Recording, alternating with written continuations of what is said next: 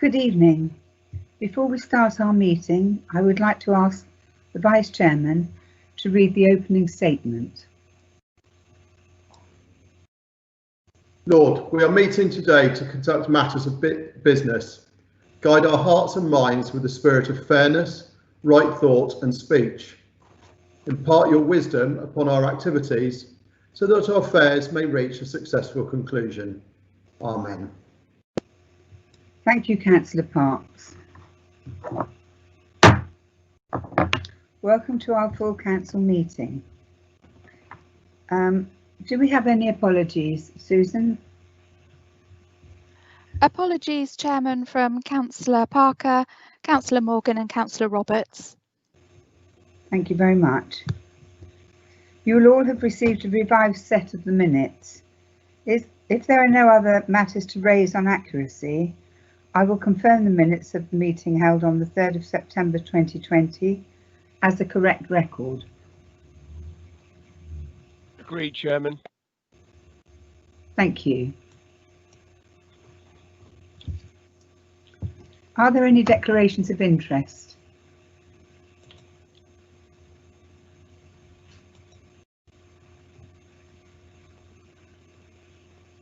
No, thank you very much. Agenda item 4 is Chairman's announcements.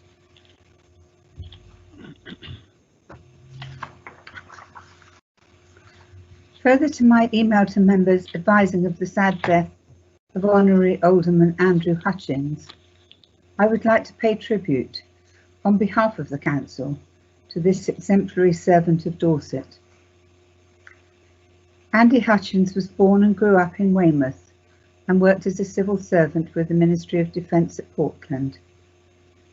He was first elected to Weymouth and Portland Borough Council in 1983 and served continuously for 24 years. Andy was a member of the Labour Party in the spirit of Christian socialism and was liked and trusted by members of all political persuasions. He was the governor of Dorset County Hospital for many years, a school governor at 2 schools, including the chairmanship of one governing body. He was also a board member of Weymouth Citizens Advice Bureau, a trustee of Weymouth Museum, sitting on valuation panels which met throughout the region, and he also formed the Seniors Forum in Weymouth and Portland. One of his greatest interests was railways, and he was a keen member of the Swanage Railway. He was a committed Christian, a good-humoured, warm and generous man who lived life to the full. Andy had a great many friends and was extremely well loved.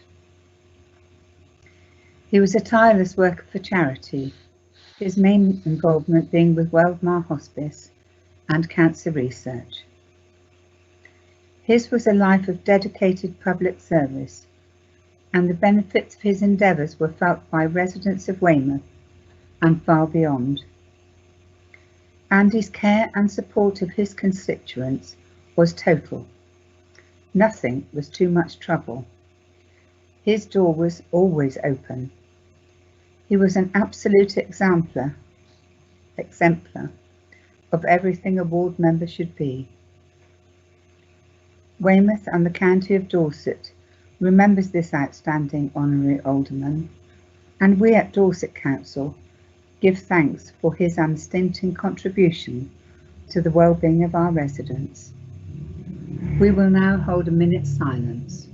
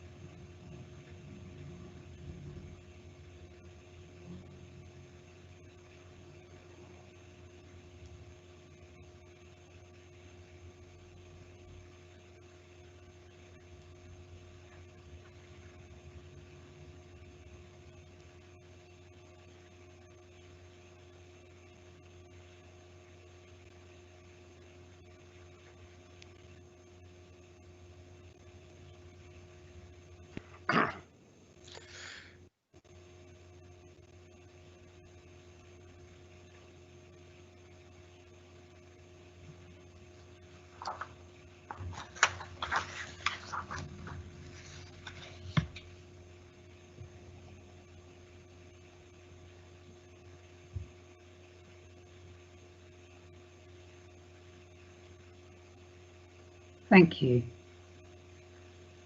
Agenda item I5 is public participation, questions and statements. I will now invite officers to read out the questions and statements submitted by members of the public. First question is from Geoffrey Chopping and will be read by Matt Prosser.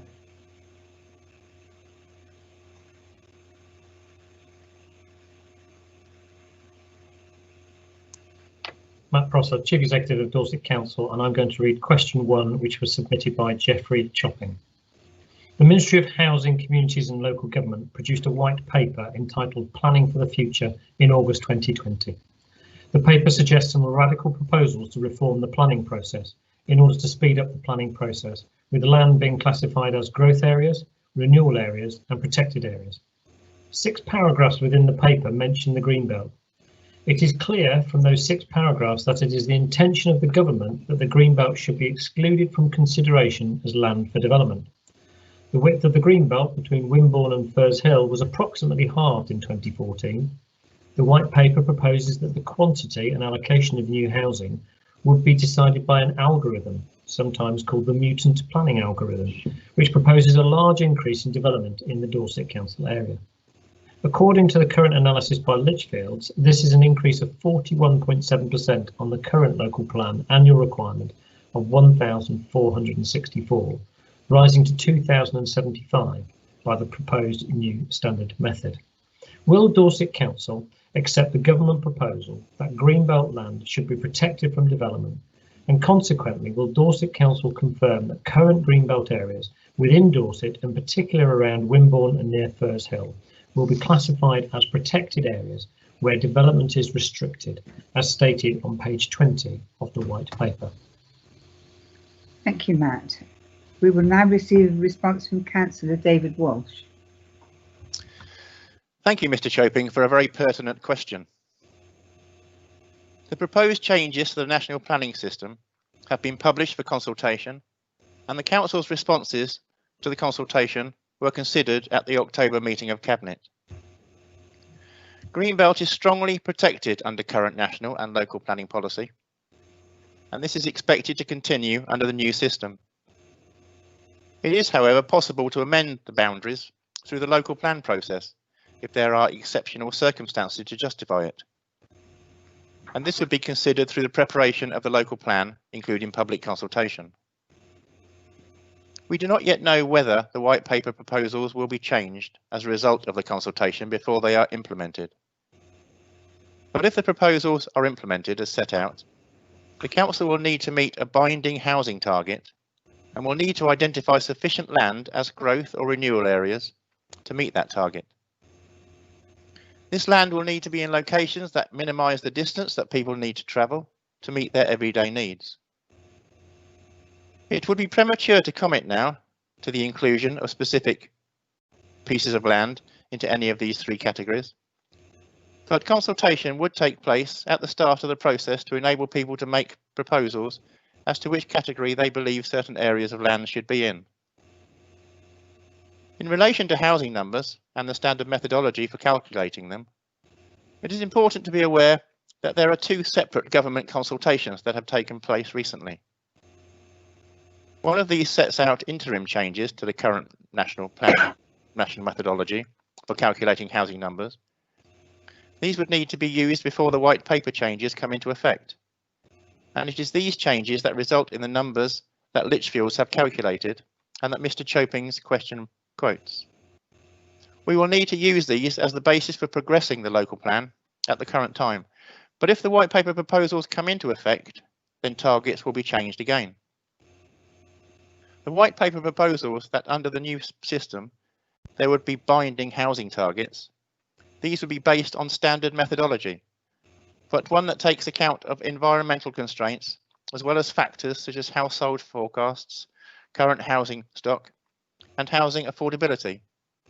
No further details of this methodology have been published yet, but we expect there to be a further consultation on it next year, and we will make sure that we respond. Thank you. Thank you, Councillor. Our second question has been submitted by Councillor Alistair Chisholm Independent Councillor, Dorchester Town Council, and it will be read by Grace Evans.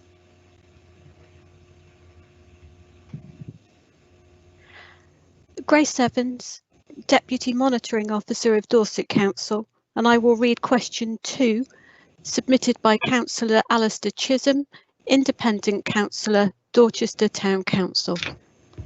In what way precisely will the building of 4,000 houses immediately beyond the water meadows of the River Frome, north of Dorchester, a proposal very likely to feature in the Dorset Council local plan early in 2021, enhance the landscape of Thomas Hardy's birth parish of Stinsford, or as he termed it in his writing, Mellstock.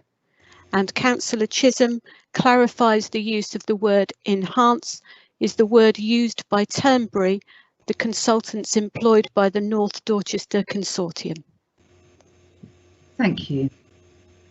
This question will also be answered by Councillor David Walsh. Thank you, Chairman. But firstly, I would like to apologise for not introducing myself before. I am Councillor David Walsh, Portfolio Holder for Planning. And thank you, Mr. Chisholm, for your question. The new local plan is still being developed. Cabinet is due to consider a draft consultation document in December, before widespread public consultation in the new year. So I cannot at this stage give precise details of what will be in it. The previous consultation carried out on the West Dorset, Weymouth and Portland local plan, however, included the land north of Dorchester and set out a draft policy indicating a wide range of requirements for any potential development in this location. These included significant copse planting to break up the built form in views from the AONB, the provision of a local nature reserve at the water meadows, and creating opportunities for heritage-led tourism and greater interpretation and appreciation of the heritage assets of the area. A detailed assessment of the implications for the heritage associated with the north of Dorchester area is currently being prepared. This will enable any development in the location to understand fully and respond positively to historic environment. It is good practice to seek environmental enhancements in association with new housing development. This now includes the national expectation of biodiversity net gain, which we will be requiring on this and other development sites in the emerging local plan. Thank you, Chairman. Thank you, Councillor.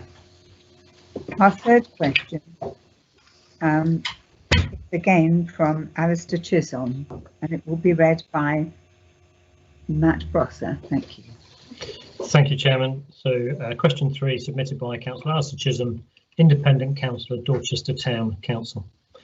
Given that West Dorset's Member of Parliament, Chris Loader, is opposed to the development of 4,000 houses immediately north of Dorchester, how will you use this fact to Dorset's advantage in the protection of its remaining rich biodiversity and the fight against climate change, neither of which would be advanced by slavish adherence to the government's inflated housing targets for the county? Thank you. We will now hear a response by Councillor Ray Bryan. Yes, thank you, Madam Chairman. I'm Councillor Ray Bryan. I hold the portfolio for Highways, Travel and Environment. If Dorset Council is to plan positively for the future of its area and retain control over future planning decisions, it is vital that we have an up-to-date local plan that provides sufficient land for new housing, as well as setting out our requirements for biodiversity, transport and infrastructure.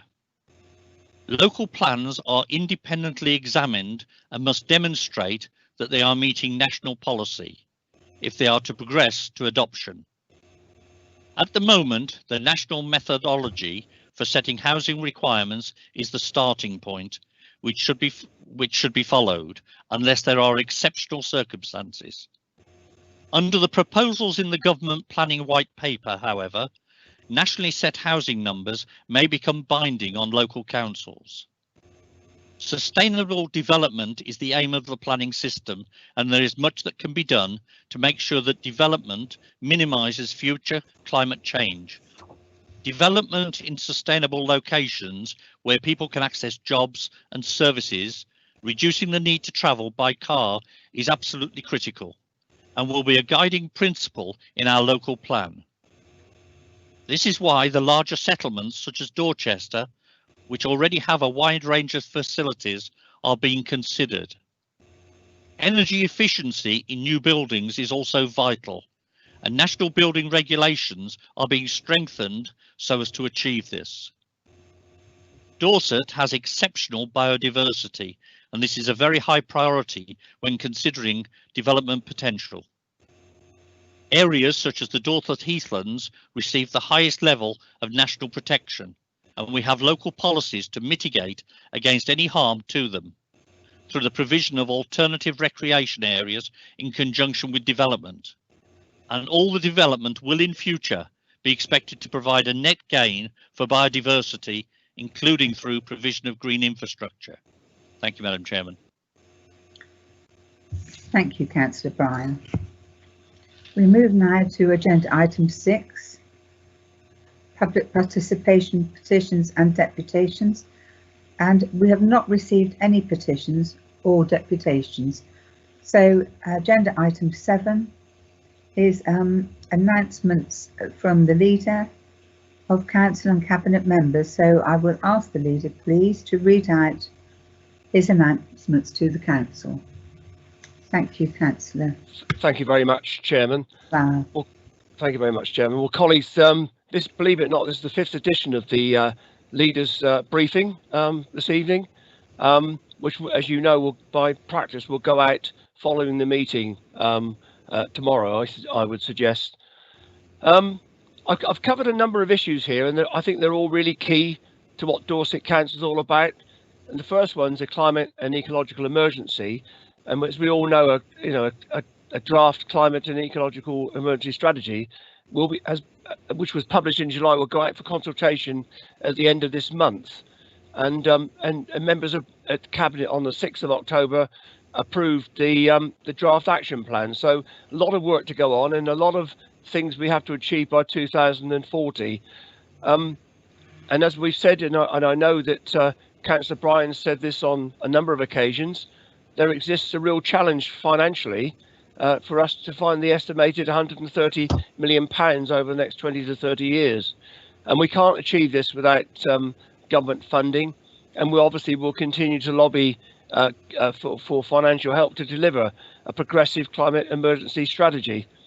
We must, of course, make a difference. But any funding locally would have to compete with the other key priorities, such as adults and children's social care and other vital frontline services that we have a strategy duty to provide. But anyway, the consultation will give everyone a chance to tell us what they think about the draft strategy and action plan. So keep an eye out for when this is launched very soon. The next item is the high-level 2021-22 budget outlook. Gary Sutton, the Cabinet member for Finance, Commercial and Assets, tabled a report at Cabinet, and many of you will have heard it already. So real challenges. High level, it's not the budget, but it's a high level and appreciation of just what we're faced with, what the gap is, and what we will need to do to get to a point where we can deliver a balanced budget. I have written to Robert Jenrick, the Secretary of State for Ministry of Housing, Communities and Local Government, setting out the financial situation and seeking further support for help with the loss of income and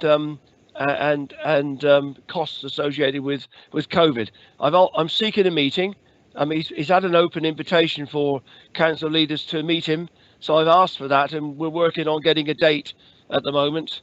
And I'm looking forward, along with one or two other colleagues, to having the opportunity to speak to him face to face, probably via Teams or Zoom, around some of the problems we're faced with.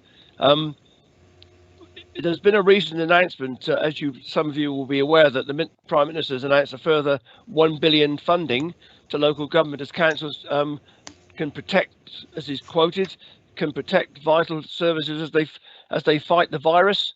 We're waiting for details, as was often the case, and to see how much Dorset's going to get. Well, obviously, it'll help to ease our financial position this year, but it's unlikely to have much impact for our financial pressures for the next financial year. I should say, because I get involved in regular conference calls with colleague leaders across the country, and Dorset isn't alone in requiring direct and immediate financial support from government. Many councils across the country face the same challenges, to establish a balanced budget and without an impact on frontline services. Whilst this is a massive challenge, I'm convinced that if we embrace transformation at pace, we have a fighting chance. I want now to just talk about the topic that's, I'm sure, all in our minds at the moment, which is COVID-19 and the Dorset Council actions. Over the last week, we've seen a significant increase in COVID cases numbers in Dorset area, and even more so in Bournemouth and Christchurch and Poole area. This increase is in line with the national picture, and our local number of case rates are still much lower than they are in some other areas of the country. However, the trend is concerning and a reminder that we all need to be vigilant. I'd like to thank everyone for their hard work so far in limiting the spread of the virus, but it's vital that we keep up the basic measures at all times: social distancing, hand washing, self-isolation, and to prevent further increases in cases and tighter restrictions. We don't want tighter restrictions. The team of Public Health Dorset Health continue to monitor the situation very closely, and we are reinforcing our public information messaging, reminding residents to continue to follow public health measures in order to prevent further transmission. And I am aware that we are reinvigorating our gold arrangements so that we're ready and able to deal with any further increase in the problem. While we're on the subject of COVID, I want to touch on the recovery and reset work that the recent EAPs completed. It's a really comprehensive report, and I give credit to all our colleagues across the chamber who were involved in that. And I understand it's now been handed over to the overview committee chairs, who now consider how best they can take this forward. This has been an important and wide-ranging piece of work to take stock of and reflect the period since the pandemic first impacted, and to look at challenges as that lie ahead as the local authority seeks to lead both the local and organisational recoveries. So I'd like to thank everyone for all of the work, particularly my deputy Peter Wharf, done a sterling piece of work on that, and I wish the overview committees every success in taking forward the wealth of findings suggested from the various outputs produced. Can I just touch on the Dorset local plan? It's been mentioned already this evening in answer to a couple of questions, but I would just like to dwell on that because work continues at pace on the Dorset local plan. We got a legal requirement set out in the Local Government Reorganisation Consequential Order to produce and adopt a new local plan by 2024, but we've decided we want to complete the work by 2023, which is quite a significant challenge. The local plan obviously states how much development is required to meet known and housing demands and so forth, and the consultation is planned to start in January 2021, but as was said in response to one of the questions, we've got the issue about the planning white paper that may or may not have an impact on us getting that piece of work forward.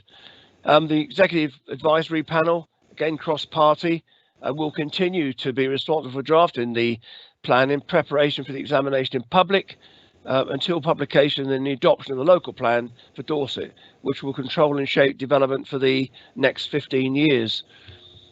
I'd like also to mention now the new ways of working. I think the virtual meetings that we've really got used to them now, and I think we've done extremely well as members and officers in how we've gone about keeping the business of the council going very well, actually. One of the things that it all started on the 5th of May when we had Microsoft Teams when we used for Cabinet, and we've developed our knowledge and experience since then. And of course, we did it at annual council on the Thursday, the 3rd of September. I know a number of colleagues across the chamber have expressed a wish to get back in the room face to face, and that's perfectly understandable and desirable for many meetings. However, we need to take some of the learning from the pandemic, and for this reason, I've written to Robert Jenrick requesting that legislation be amended to allow meetings to be held virtually at the discretion of individual councils. And again, I made sure you've all seen a copy of my letter. And I'm not alone. I'm not the lone voice on that one. There's quite a strong view across the country that this is the way forward. This embraces modern technology, and it's got to be the way ahead. And finally, I just wanted to touch on the Dorset Council News, because the 4th edition has now been published. We received ours a couple of days ago. I'm sure you'll all get yours if you haven't got them already within a few days. Lots of positive feedback from those that I've seen from a distance in the community. Many good features in there, lots of stuff that I've touched on tonight. But we need to make sure we keep our residents fully informed, Chairman, and I hope colleagues find the bulletin that will be published tomorrow interesting and informative. Thank you very much. Thank you, Councillor Spencer, for that, for your update. Very interesting. I'd now like to ask Councillor Jill Haynes to give us an update. Thank you. Thank you very much, Chairman. Councillor Jill Haynes, I have the portfolio for customer and community services. You may remember, Chairman, that at the meeting on the 3rd of September, I received a number of questions about service that was being provided and problems with it at the Wareham depot for waste collection. And I said I would come back with a response properly at this meeting. So this is my response. So I said I'd investigate the issues around missed domestic waste collection, and therefore during the lockdown the depot has had considerable challenges recruiting drivers for the rounds. We're often having to pull in crews from other depots as well as hiring agency staff to provide cover. This is never a satisfactory solution as the crews don't know the rounds very well and missed bins can happen.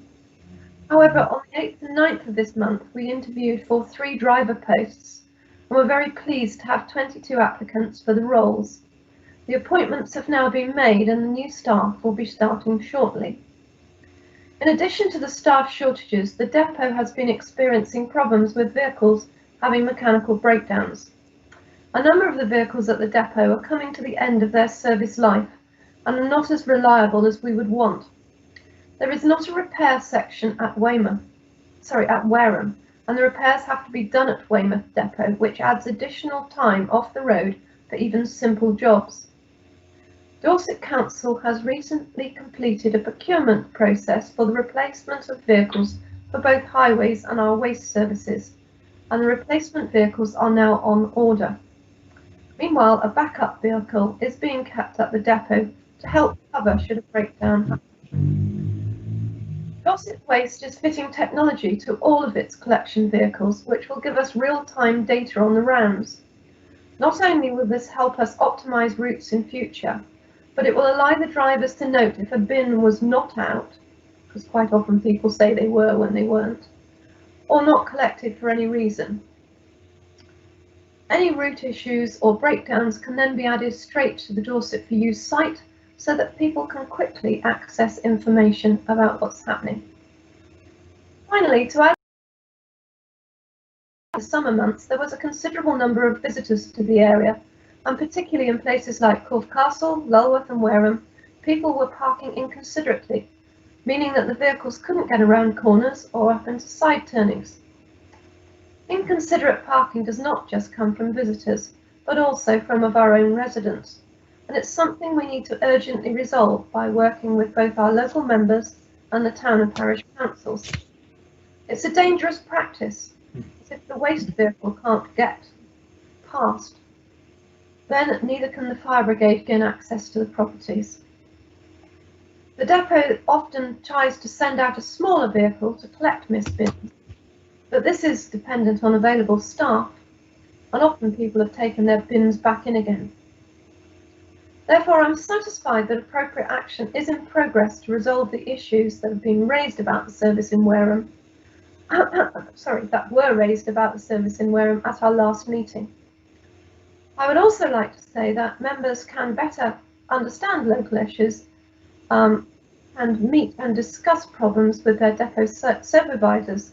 So I've set up a series of 6 virtual meetings starting at the end of this month and running into November, and the invites will be out shortly.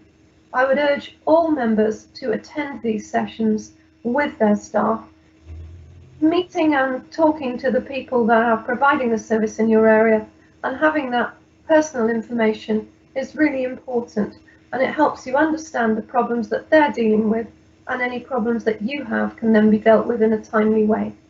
Thank you, Chairman. Thank you, Councillor Haynes. That was a very fulsome response. Do we have any questions from members, please, to Councillor Flower or Councillor Haynes?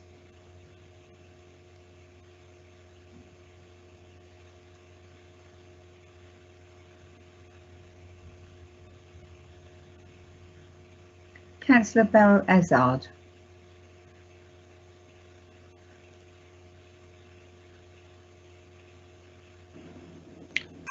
Thank you, Chairman.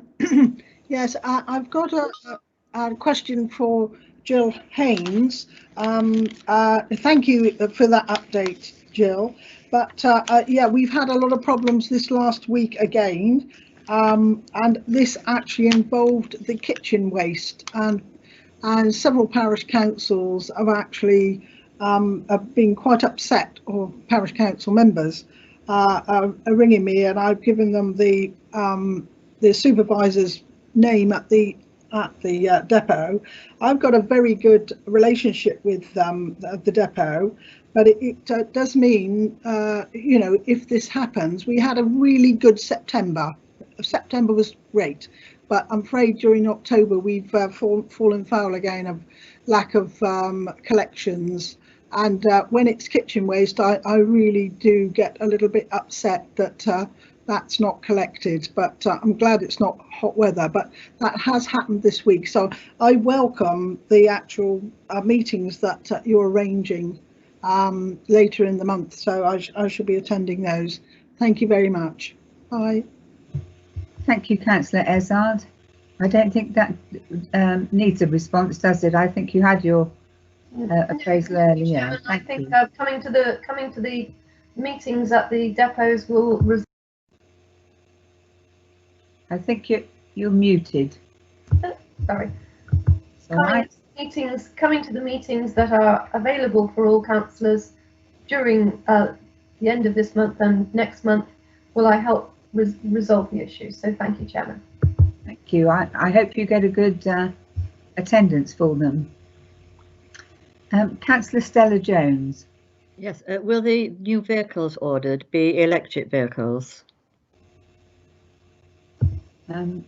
Councillor Haynes, would you happen to know that one? Actually, although it sounds a bit bizarre, it's not within my portfolio because the fleet, and that's the whole of the fleet for Dorset Council, comes under Councillor Bryan. I do not believe that these are electric vehicles, but he may have to confirm that for me. Okay. Thank you. Could I ask Councillor Bryan if he has an answer for Stella Jones? Yes, thank you, Madam Chairman. Unfortunately, at this stage, there isn't a commercial vehicle builder that has developed enough power to allow us to have any payload on the refuse trucks. I've had a number of discussions with vehicle manufacturers over the last few weeks to see how far advanced they are, and they're all talking in terms of the only way they'll be able to have a payload as well as complying with being neutral carbon is if they have a hydrogen engine, and that's still some way to go. So the answer to the question is, unfortunately, on this occasion, no. But we have something happening in the pipeline as far as hydrogen is concerned, which I hope to be announcing the early part of next year. And as I say, there has been a demonstrator working in BCP area, and that vehicle is registered to do about 64 miles to the charge, but they're only achieving approximately 40 miles to the charge, and which obviously means that it wouldn't be suitable in rural areas. So the answer to the question is at this time, no, but we're still looking to the future. And if something comes along quickly enough before we finish this order, we do have the facility for changing the order to become electric vehicles. Hopefully that answers the question. Thank you. Thank you very much, Councillor Bryan. Very interesting. Councillor O'Leary. Yeah, sorry, just to respond to Councillor Bryan in regards to the electric vehicle fleet. I know we like to talk about climate change a lot in electric vehicles, but we also have to remember we are here to provide value for money for the taxpayer, and I hope that there wouldn't be a massive cost difference to the taxpayer between electric and what we currently use. Thank you. Were you after a response, Councillor O'Leary? Not particularly. Or was that a statement? No, that's a statement. Okay, thank you. We don't seem to have any more questions. No, we don't. So we will move along, please, to agenda item 8, questions from councillors. I'd now invite councillors to ask their questions. Responses will be provided by the appropriate portfolio holder. So question 1 is in fact from Councillor Louis O'Leary. Thank you, Chairman. As someone who was proudly born in a council house under the former Weymouth and Portland Housing Board, I know that housing is one of the most important jobs of local government.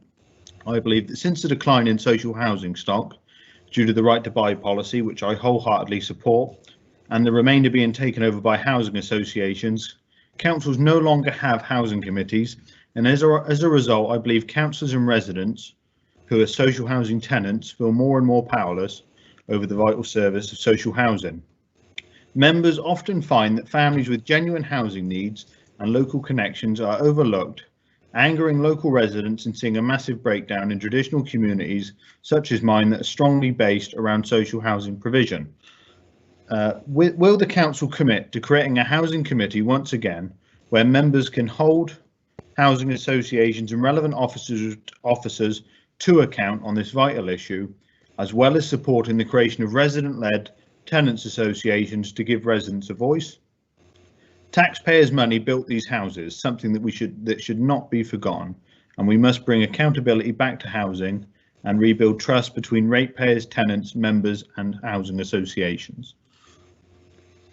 Thank you, Councillor O'Leary. We will now receive a response from Councillor Graham Carr-Jones. You will, Chairman, the minute I can get my camera to turn on. At the moment, my camera is not turning on. Yes, it is. Thank you. Councillor O'Leary, thank you for your question. We have identified suitable housing as one of the 5 key priorities within the Council's plan for 2020 to 2024. In the plan, we state very clearly that we will work with registered housing providers, community land trusts and local housing partners to deliver affordable, suitable and decent housing. Housing associations and registered providers of housing are vitally important partners to the Council in the provision of suitable homes for our residents and also contributing to strong, healthy, safe and thriving communities. Locally active housing associations and registered providers are all closely engaged with the council officers and lead members. This includes regular meetings to monitor all of the work they do in our area, including the management, letting and maintenance of their housing stock. This also includes important joint work to fund and provide new affordable homes. As portfolio holder for housing, I am close to these important relationships with the key partners and work with officers to make sure that the interests of residents and the council are promoted. Registered providers are independent organisations with their own systems of accountability in place. They're also being expected by their own regulator to take account of the views and interests of their tenants and leaseholders. In the event of a complaint, a tenant or leaseholder is encouraged to go directly to them in the first instance, with the Housing Ombudsman available where there is a question of service failure. Direct communications with a councillor or MP about an issue are expected to receive the appropriate response from parties concerned. We have established a strong system of governance within the council to oversee and scrutinise our housing policies. It is not necessary to introduce a separate housing committee, as there is good focus on the range of points that you raise. There is also an ongoing process of overview and scrutiny to look at developing strategies, issues and matters for decision. This includes current plans to draw the work of registered providers into our scrutiny programmes. A new housing allocations policy will be coming to Cabinet and full Council in November and December. This has been through a substantial period of public consultation involving many elected members. Thank you, Chairman. Thank you, Councillor. Before we move on to our second question, could I ask members please to desist from putting messages on the chat bar? We really do need to keep it clear for people that do need to speak. Thank you. So our second question is from Councillor Louis O'Leary, Councillor Susan Cocking, Councillor Rob Hughes and Councillor John Worth. And I believe Councillor Louis O'Leary is going to outline the question himself. Thank you. Thank you, Chairman. It's on behalf of, like you say, the other councillors. We here as a council on a regular basis how Weymouth and Portland and Chickerell are plagued by economic deprivation, a low skilled economy based around seasonal jobs and also state funded public sector jobs. Many of us and our families have seen the effects of deindustrialisation, the decline of fishing, engineering and shipping. With Portland Port doing so well over the past couple of years and a potential rebirth of our fishing industry on the cards, as well as the need to protect remaining high skilled jobs, as we have many based on Portland and the Granby Industrial Estate, will this council actively commit to fight for the Western Relief Road? This road has the backing of major industry, big business, small business, the civic society and many residents plagued by living in a congested mess on Weymouth's north side, as well as low pay or insecure jobs on the north side areas such as Melcombe Regis and Littlemore. It's time to bring Weymouth, Portland and Chickerell forward and complete this vital mission link in the puzzle of economic growth and diversity. This road has other benefits. It will take traffic out of residential roads in Rodwell and Wyke, make the school run in those areas safer for thousands of children, stop the rat run along the South Harbour side and Cross Road, reduce pollution on Boot Hill and return Lanehouse Rocks Road to a quiet state. Please commit to fight for this vitally important route. We need to show central government that we mean business. Thank you, Councillor O'Leary. We will receive a response from Councillor Bryan. Yes, first of all, can I thank Councillor O'Leary, Councillor Cocking, Councillor Hughes and Councillor Worth for their question. Until the A354 between Weymouth and Portland is recognised by government as being crucial to driving economic growth in Dorset and adds it to the major road network, there will be no government funding available for a new road to bypass it. Without this recognition and funding, any proposed scheme is unachievable. Dorset Council has made this case, but it has not been accepted. Central government has also made it very clear that road building should be the last resort in any area's transport strategy. Highway authorities must exhaust all other opportunities to reduce traffic on the road that is proposed to be bypassed to reduce environmental damage. We need to be changing our outlook and behaviour to take unnecessary short distance car journeys off the road by providing alternative, safe and reliable modes of travel. In line with the government's plans to decarbonise our transport system and Dorset Council's Climate and Ecological Emergency Action Plan, our ongoing work along this route includes investment in walking and cycling options, review of parking and loading restrictions to help the flow of traffic, particularly to improve bus and HGV journey time, reliability and consideration of junction improvements. This year's pandemic has clearly affected travel behaviour, and indeed whether people travel at home, home working, online shopping, increased walking, cycling and staggered school times have changed. Travel patterns, meaning less peak time congestion and improved journey times at certain times of day. Government is keen to lock in the health and economic benefits of improved air quality and increased physical activity by delivering active travel schemes, and this is our current focus for Weymouth. I will add, however, that next week I am holding separate meetings with our local members of Parliament to discuss future strategic transport needs for the Dorset Council area. I will continue to lobby both separately and in conjunction with my opposite number in BCP to ensure a fair deal for the residents of Weymouth, and of course that does include Weymouth. Thank you, Madam Chairman. Thank you very much, Councillor Bryan. Our third question is from Councillor Maria Rowe. Good evening. I'm Councillor Maria Rowe. Ward is Coal Hill and Wimborne Minster East. In January 2019, Dorset Council added a tree planting and climate emergency paper on its website. It is still there. It states that Dorset Council is investigating in-house. You've gone on to mute, Councillor. Sorry.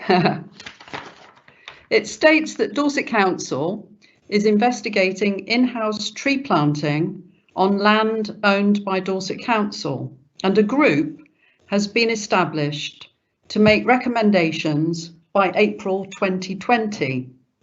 It also states that moving forward, and in order to contribute effectively to the climate change and ecological emergency, we will determine a realistic number of trees to be planted annually on Dorset Council land and identify a... You've gone on to mute, I'm afraid, again.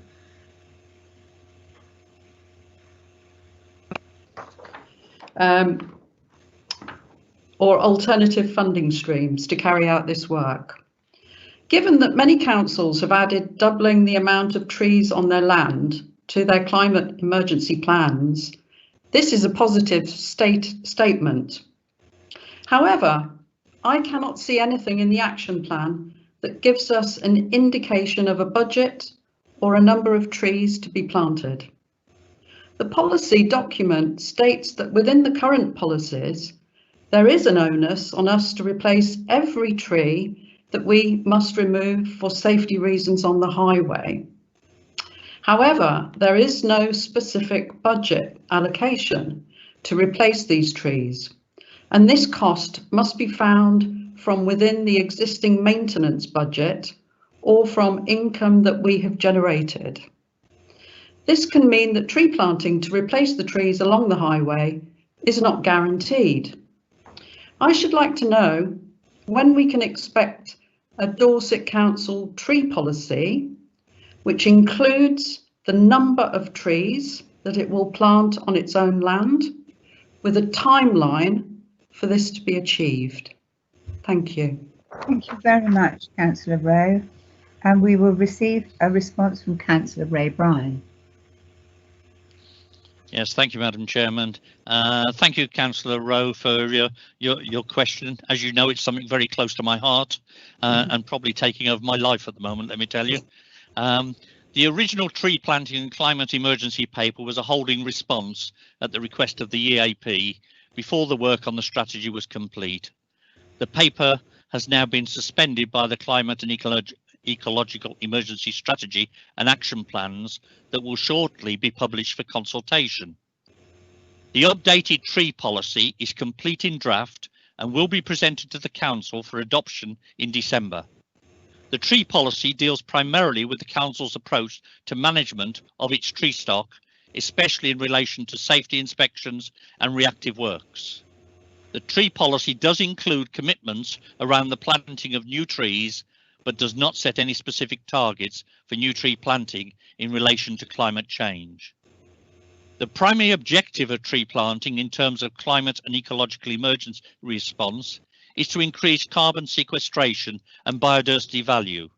Whilst tree planting does not provide a valuable contribution towards these, while tree planting does provide a valuable contribution towards these outcomes, it is by no means the only option, and in many cases, not the most effective or suitable. There are many areas in Dorset where, due to landscape character, habitat type, which includes unimproved grassland or heathland, for example, ground conditions of practicalities, such as highway verge or land use classification, considerations, there are many other options to provide carbon sequestration and biodiversity improvements. In order to capture the technicalities and deliver the most effective biodiversity and carbon sequestration benefits, we have actioned the work as follows in the Climate and Ecological Action Plan, which will in all cases include tree planting wherever possible. 1. Identify areas on Dorset Council land to enhance ecological value, carbon sequestration and climate resilience, taking into account surface water runoff and natural flood management. 2. Develop a scientifically robust approach to identify and monitor carbon sequestration values of council-owned open space. 3. Creation of a suitable higher ecological value areas on council land, including bee-friendly, wildflower, hedge and woodland planting zones, and areas for carbon sequestration and climate resilience. Work on all of these actions will begin as a priority following the public consultation and be published as part of the ongoing monitoring and review process in 2021. Thank you, Madam Chairman. Thank you, Councillor Bryan. Sorry, Madam Chairman, may I have a supplementary question? Is it a long one? No. I don't know whether Councillor Bryan will have time to give you a response, but we can certainly try. Thank you. Now is the time to plant trees, and we can't afford to lose another year without planting trees. In our county farm leases, Dorset Council retains the right to plant a percentage of new trees. So we have the space, we have the opportunities, and now is the time. Will Dorset Council state here and now that it will plant trees on county farms? Oh, I don't think I'll ask Councillor Bryan to answer that without giving that a lot of consideration, but I'm happy to accept that as a statement from you. Thank you very much. Our next question was submitted by Councillor Kathy Lugg.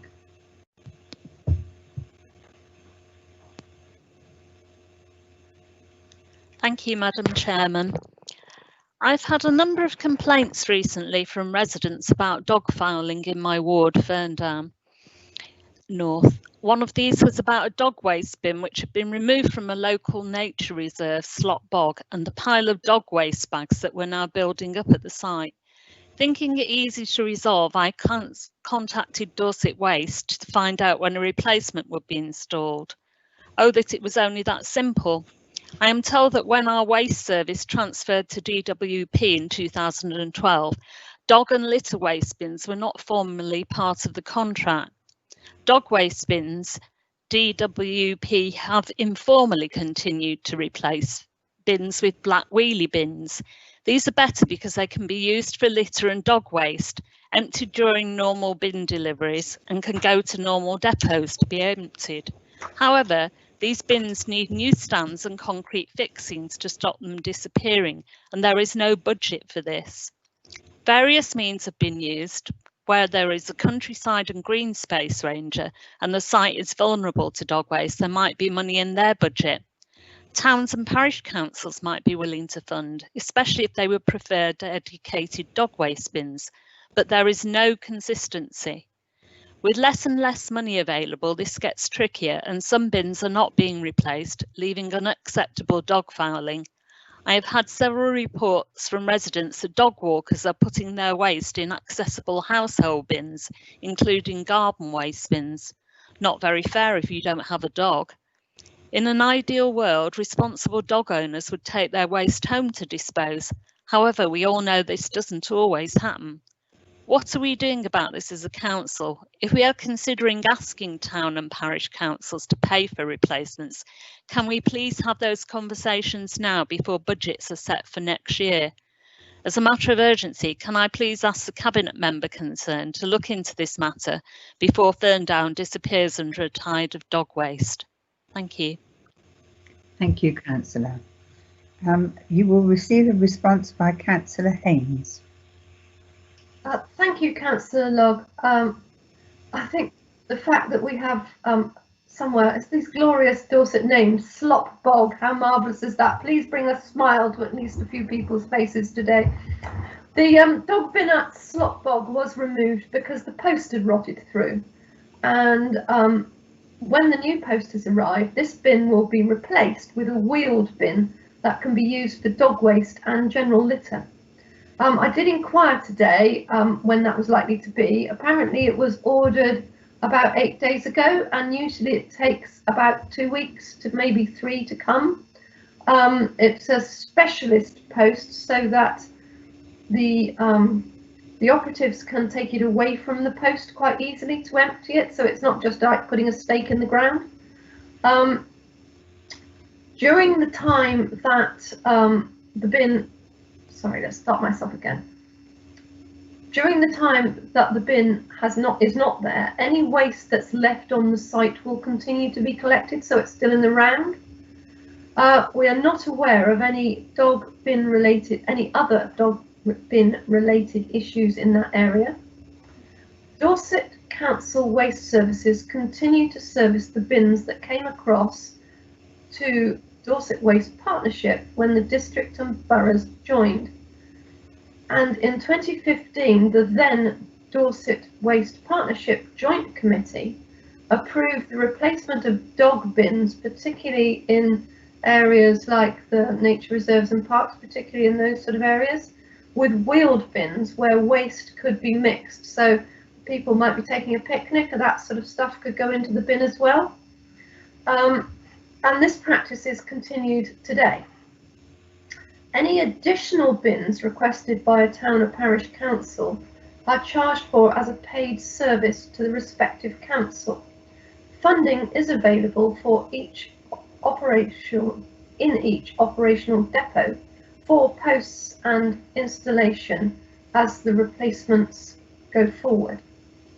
Dorset Council obviously encourages responsible dog ownership. If there isn't a dog waste bin, the dog bag with the poo in it can be put in any suitable litter bin, or alternatively taken home and deposited in the household refuse bin.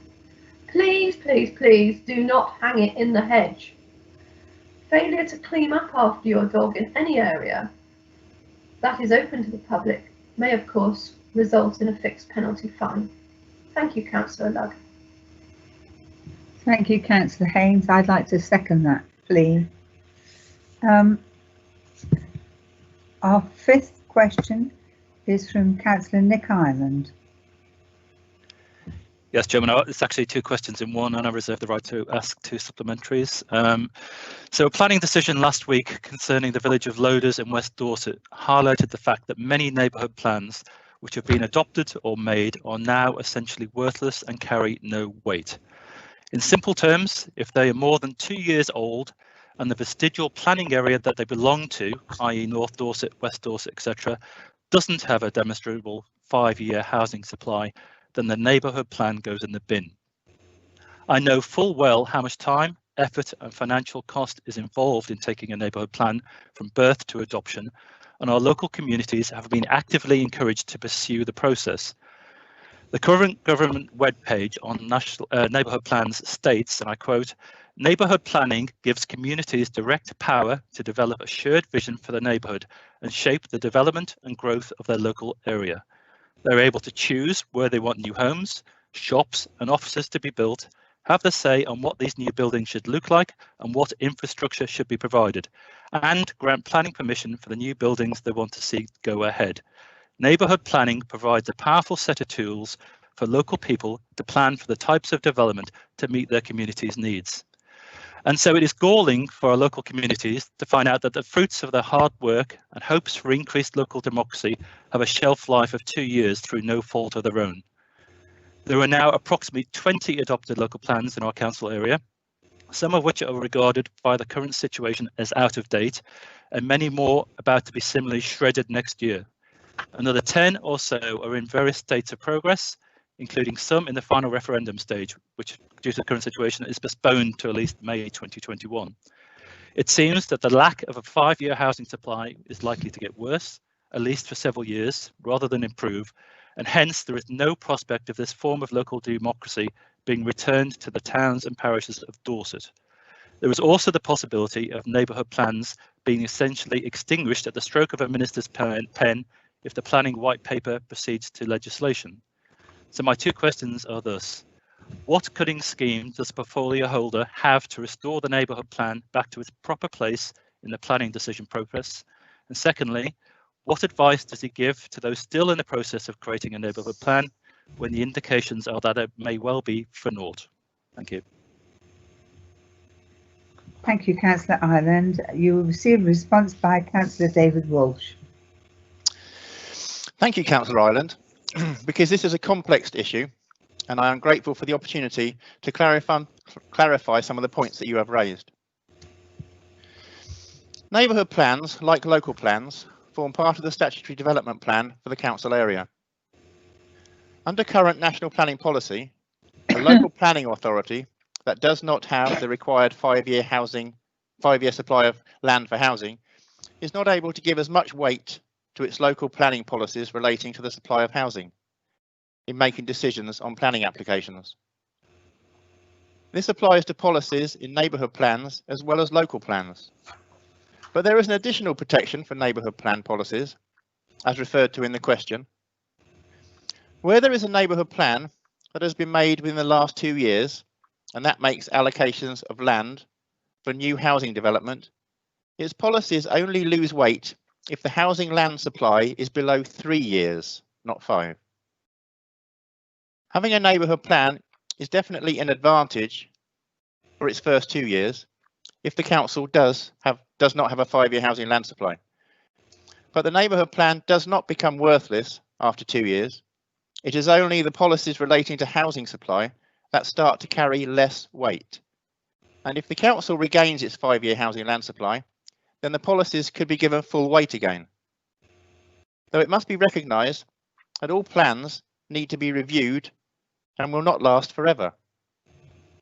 The consultation on the planning white paper leaves many questions unanswered in relation to the intended role of neighbourhood planning, though it does support their continuation.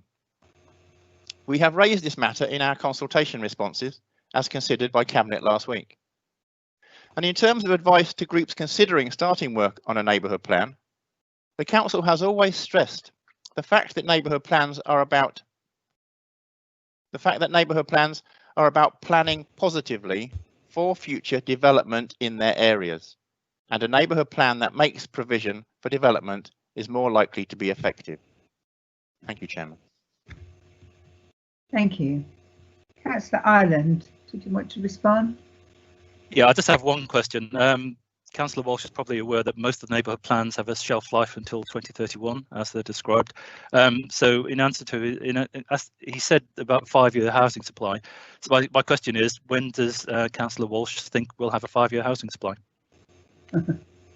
That is a huge question, and sadly, I'm going to answer it, if that's okay, Chairman. Yes, absolutely. We have to deliver housing to be in a position that we have a 5-year housing land supply.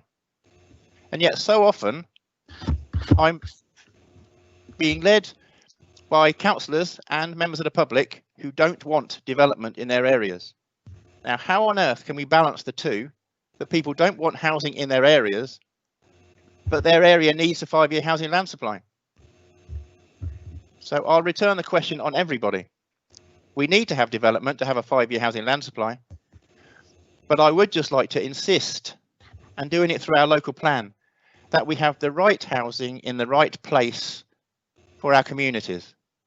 But we need housing, and we need to be able to defend our areas against speculative developers who are coming against us because we don't have the 5-year housing land supply. Thank you, Chairman. Thank you, Councillor. Moving on to our next question. It comes from Councillor. Sorry. Sorry. Can't hear you. Councillor Legg, yes.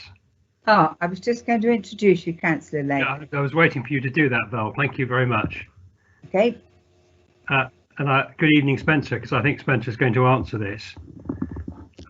This is my question. The government's online guidance note about the Rule of 6 restriction, which is set out in COVID-19 Safer Public Places, says in section 2.7 that those running events following COVID-19 secure guidelines should take additional steps to ensure the safety of the public and prevent large gatherings or mass events from taking place. With Remembrance Sunday approaching, many will be left wondering whether this important event can be marked in the traditional way. However, there is a confusing gap between the online advice and the law as set out in the Health Protection Coronavirus Restrictions number 2 England Regulations 2020. It would appear that many large gatherings are lawful if the event is one which can pass the accepted gathering test. It seems to me that if acts of remembrance are to take place, then we may be called upon to decide if highways are premises operated by a public body, if a public outdoor space is the same thing as a public outdoor place, which includes a highway, and whether a parade is a relevant outdoor activity. Unlike the advice, the regulations are far from simple. Is the leader similarly confused by this mixed message from the government? And will appropriately organised and risk-assessed acts of remembrance be possible next month? Thank you for that question, Councillor Legg. In fact, it will be responded to by Councillor David Walsh, who will explain why he's answering that. I'm sorry, Councillor Legg, when you say so much on confusion, I'm sorry to add more confusion to this. But as well as planning portfolio holder, I'm also one of our member champions for the military. So it's my honour and this falls to me. Although rates of transmission of COVID-19 within Dorset remain low, the situation faced nationally and globally is a very serious one. If there is confusion, then this may reflect what is a rapidly changing situation. Regulations and guidance in place at the time when Councillor Legg submitted this question may well have changed by the time the full council meeting. The Royal British Legion has prepared a 2020 Remembrance Overview. This suggests that under current restrictions, we all have to think differently about how we engage and interact with our neighbours or our wider community. To ensure that national and local acts of remembrance can still take place, the overview provides some ideas for how we all might want to consider remembrance this year, whilst keeping ourselves and others safe. I encourage all members to look at the 2020 Remembrance Overview on the Royal British Legion website. As will be the case across the country during this pandemic, the Dorset Council Remembrance Service this year will be very different from the Remembrance Service that we are all used to. Staff and councillors of Dorset Council will not be invited to attend what will be a short, socially distanced service at the Cenotaph at County Hall, Dorchester, led by Reverend John Yarian, with a maximum of 8 wreaths being laid. A bugler will be in attendance, standing away from others on the raised platform behind the Cenotaph. Lord Lieutenant and Major Dan Tanner will read the exhortation and Kahima epitaph respectively, and invitations have been strictly limited with a maximum of 14 persons in attendance. The chairman will ensure that the service complies with any restrictions or guidance in place at the time of the service. I hope this is helpful. Thank you, Chairman. Thank you, Councillor. Certainly will. So, next question 8 is also from Councillor Robin Legg. Yes, I'm going to make the assumption, Chairman, that this is definitely going to be answered by Spencer. I shouldn't presume anything, Councillor But Legg. I might be wrong, you never know. I note with astonishment and concern that at the meeting of the Cabinet earlier this month, members were faced with an agenda and associated reports running to 112 pages. Sorry, 812 pages. In less than 3 months, Cabinet members have comfortably read more pages than are contained in Tolstoy's epic.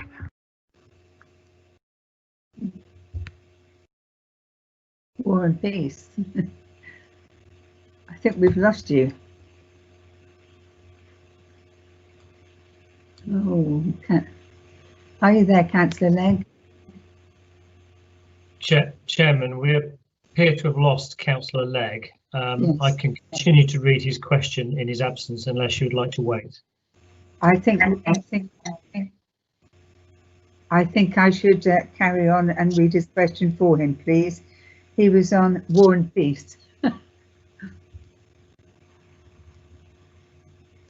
Chairman, I just put my microphone on so that's slightly clearer.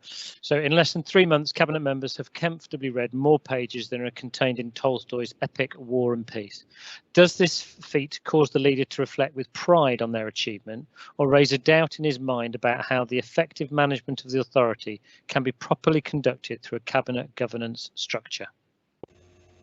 Thank you, Matt. And we will receive a response from Councillor Spencer Flower. Thank you very much, Chairman, and thank you to Robin Legg for his question. The benefits of Cabinet-style local government is acknowledged to deliver greater efficiency, transparency and accountability to the decision-making process. This is the general view shared across the local government sector. Members should all be very proud of what we've achieved in the past 18 months. Dorset Council's governance was acknowledged during the LGA corporate peer review, which took place during the autumn of 2019, as having created a well-functioning cabinet and governance structure supported by a very strong cross-party ethos of collaborative working across the chamber. Councillor Legg's question concerns the cabinet meeting of the 6th of October. The agenda for this meeting did have an exceptional number of items. This resulted in the meeting lasting a few minutes short of 3.5 hours.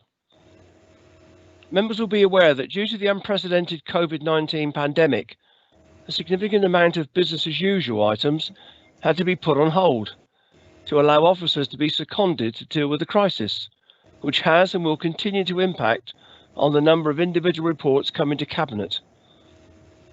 The importance of the key roles played by the Audit and Governance Committee, the Overview Committees and the Scrutiny Committees cannot be overstated.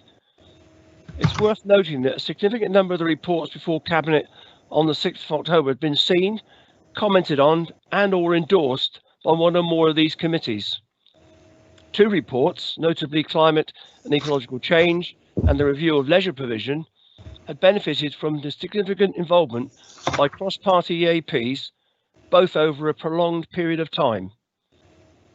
This level of member involvement cross-party is extremely helpful to the Cabinet and demonstrates the healthy checks and balances which are so essential in ensuring the Council maintains a sound and progressive governance structure fit for the 21st century and the size of the Dorset Council, which has a net budget exceeding 300 million per annum. Thank you, Chair. Thank you, Councillor Flower. Our next question is from Councillor Bryan Heatley. Good evening. I'm Bryan Heatley. I'm one of the 3 councillors for Rodwell and Wyke.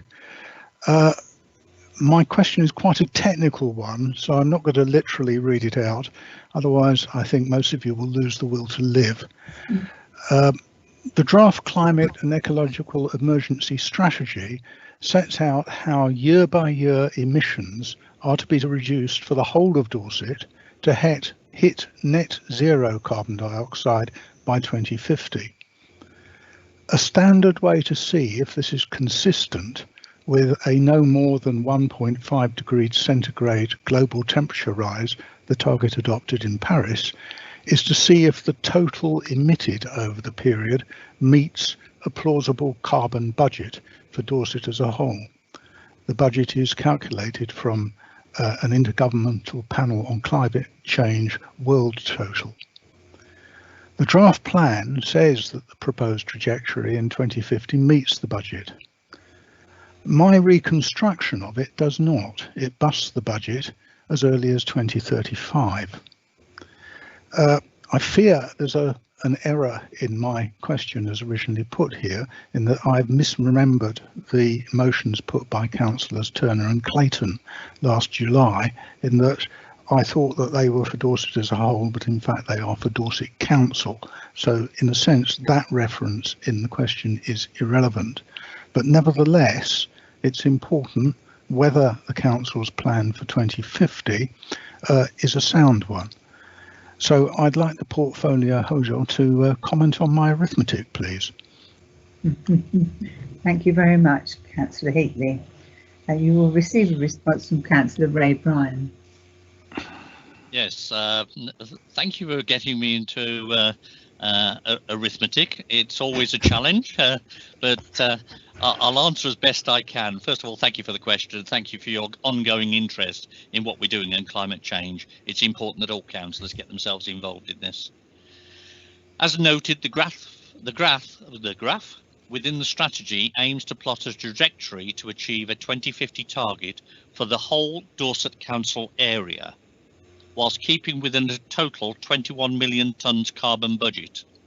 The data behind this graph was not explicitly provided within the strategy in order to keep the strategy publicly accessible and understandable.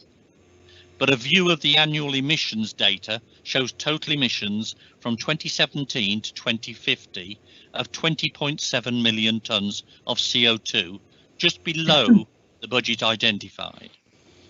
Comparing this to figures provided by Councillor Heatley, it shows a close approximation, but a slight overestimation of total emissions.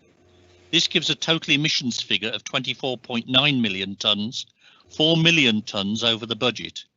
This difference is due to the slight variation in assumptions used in Councillor Heatley's emission trajectory, leading to overestimations of annual emission early on in year 2020 to 2029. Critically, these large differences in overall emissions from just slight differences in emissions trajectories show how important it is to reduce emissions quickly early on. It is not the target end date which is important. It's the path that is followed to get there. It is also important to note that the target date for Dorset Council itself is to become carbon zero by 2040. Hopefully that answers Brian's questions, and thank you once again for the question, Brian. Thank you, Councillor Bryan. I'm glad I didn't have to answer that one. Our next question should have been put from Councillor Mark Roberts, but unfortunately he was unable to be here this evening, so it will be read in fact by Councillor Lacey Clark. Thank you, Chairman. I am Councillor Lacey Clark. I am one of the members of the Blandford ward in Dorset, as is my co-conspirator sat next to me, Councillor Byron Quayle. We are here tonight because there have been numerous IT issues, sadly. So I will now start with the question. The Prime Minister's announcement a few weeks ago that Dorset County Hospital will see a new community hospital, emergency department and intensive care unit is great news for my residents, as well as the residents of Dorset who use or might need to use the hospital's extraordinarily good services. But what does this new investment actually mean for the integrated care system in Dorset, particularly in regard to the partnerships we have with the acute hospitals? Thank you for that, and we will hear a response by Councillor Laura Miller. Thank you, Chair.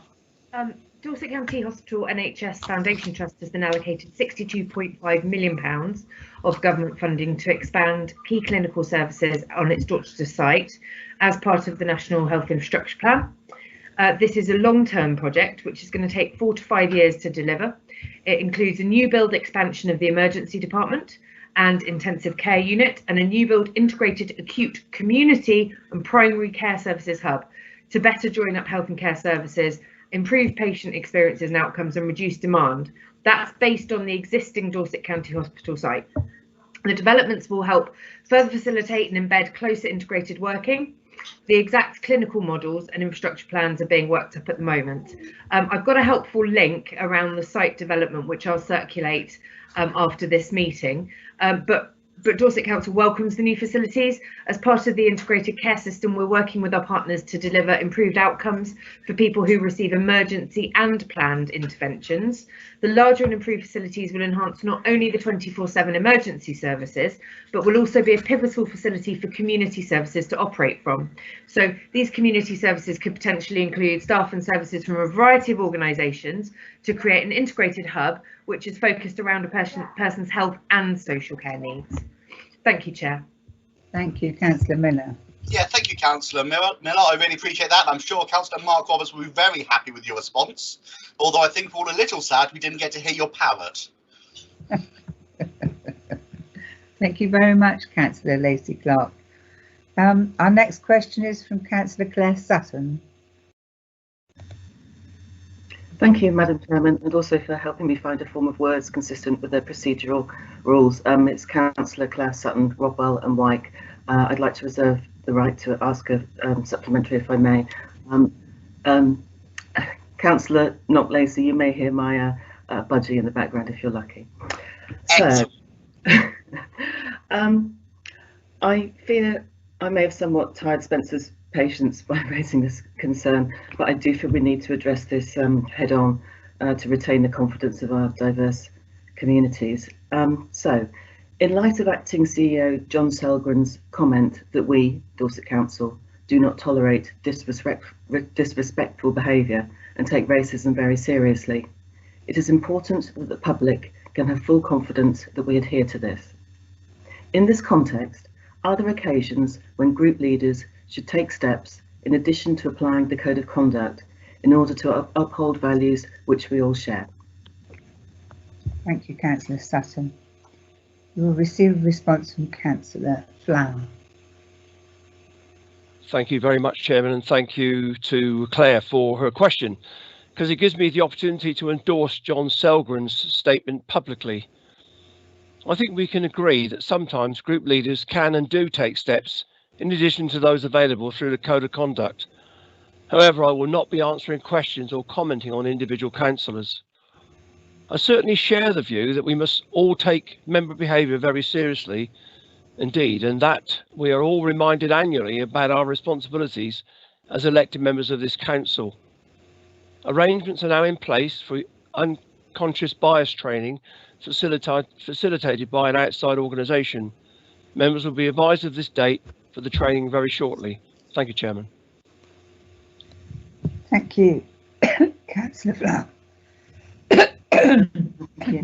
Excuse me, did you have a supplementary question, Councillor Sutton? No, that's fine, Val, thank you. Thank you. Excuse me. So we now come to our last speaker, Councillor Kate Weller, who has a question in 3 parts. Thank you very much, Madam Chairman, and thank you very much for accepting my rather tardy question, and I'm not quite sure why you've only got, that's better, you've now got all of me. Thank you. On Monday, I was startled to read on the front page of the Dorset Echo that Dorset has a 75% chance of being among the UK's worst hotspots by October the 25th. This was based on predictions from Imperial College, but when I looked at their data, I found that they didn't say any such thing. Rather, they predicted that by the end of this month, we would be seeing more than 50 new cases a week per 100,000 population in the Dorset Council area. That is the threshold for a hotspot as defined by Imperial College. So we are expected to become a hotspot on that definition. But even then we fall far short of being among the UK's worst hotspots, as the Echo claimed. Nottingham has 800 plus new cases per 100,000 population. Liverpool around 600. Newcastle around 500. By Tuesday, the Echo had swung the other way, and as well as stating that the latest weekly figure for Dorset is 37 per 100,000, they pointed out that the cumulative rate in Dorset is far lower than the England average. Obviously, we mustn't be either alarmist or complacent. So, what steps are we taking? 1, to monitor local infection rates against ongoing projections from Imperial College. 2, to provide accurate and timely information to local media. And 3, and I think this is very important, to ensure adequate track and tracing is being carried out within the Dorset Council area. Thank you very much. Thank you, Councillor Weller. And you'll receive a response from Councillor Laura Miller. Thank you, Chair, and thank you to Councillor Weller for the question, because I'm grateful to be able to give an update. I think it's exceptionally important that we know what's going on at the moment. So, question 1, monitoring local infection rates. The Director of Public Health has access to daily reports produced by Public Health England, and those show our infection rates as compared with other council areas within the South West and England. In addition, Public Health Dorset undertakes specific pieces of work to model and project where Dorset might be over the next few weeks, using the Epicel group, which reports to the Health Protection Board each week. The hotspot threshold referred to was 50 cases per 100,000, which several weeks ago would have seemed really high for our area, but today we're not far off that figure, not just in Dorset, but for the South West region as a whole. We're very careful when issuing any figures to the public to be clear about their origin and not to rely on projections or modelling, because they can be subject to variation and misinterpretation. Which leads on to question 2, how we sort of get that across to our friends in the media. Public Health Dorset publish a briefing on its website every Thursday, which is in the public domain. It includes updates on the latest cases, infection rates, and also showing how this has changed over the past few weeks. They regularly issue press releases to local media outlets about our current situation, and the Director of Public Health and members of the Public Health team publish regular video briefings on the current situation. They also use a range of social media channels, as do both BCP and Dorset councils. Public Health Dorset provide regular system updates, which are currently published weekly on our website, shared with a whole range of stakeholders. They promote this on all social media channels across the local resilience forum, direct to people through a range of e-newsletters, including our Dorset Council Health and Wellbeing and our new Trusted Voices network, and these reach a variety of community leaders. Public Health Dorset arrange regular interviews with local and regional media, share audio clips of all our videos with community radio stations, issue regular press releases from Public Health Dorset, as well as joint releases with us at the Council and local resilience forum-wide releases on behalf of all public sector partners. All local media outlets follow our social media channels, and we've jointly worked hard to increase that following. We tag them in various posts so that they've got timely, up-to-date information. We have held and would like to hold more online press briefings along with Public Health Dorset. I know they are going to do a live Q&A session with the public in the next couple of weeks. Question 3, the response is that Epicel routinely monitors performance of the test and trace system in the Dorset Council area to ensure it's following up people and ensuring completion of information on contacts. The completion rate for last week, for which we have data, was 70%. Bear in mind, this was based on reaching an increasing number of contacts compared with previous weeks, so that has led to a slight fall in performance.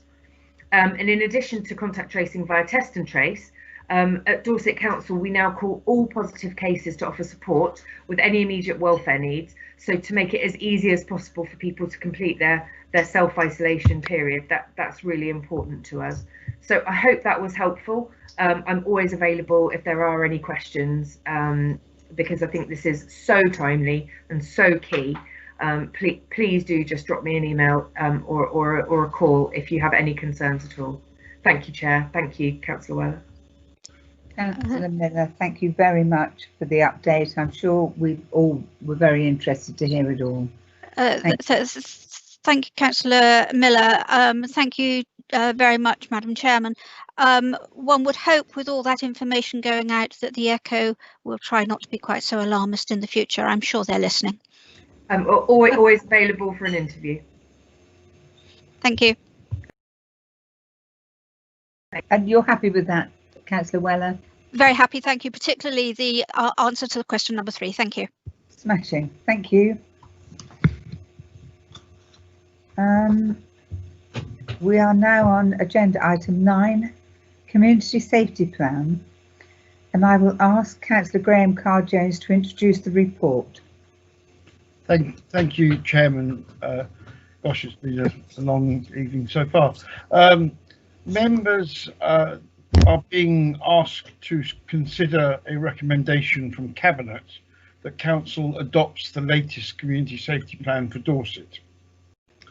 The Crime and Disorder Act 1998 put local authorities under a legal duty to tackle community safety.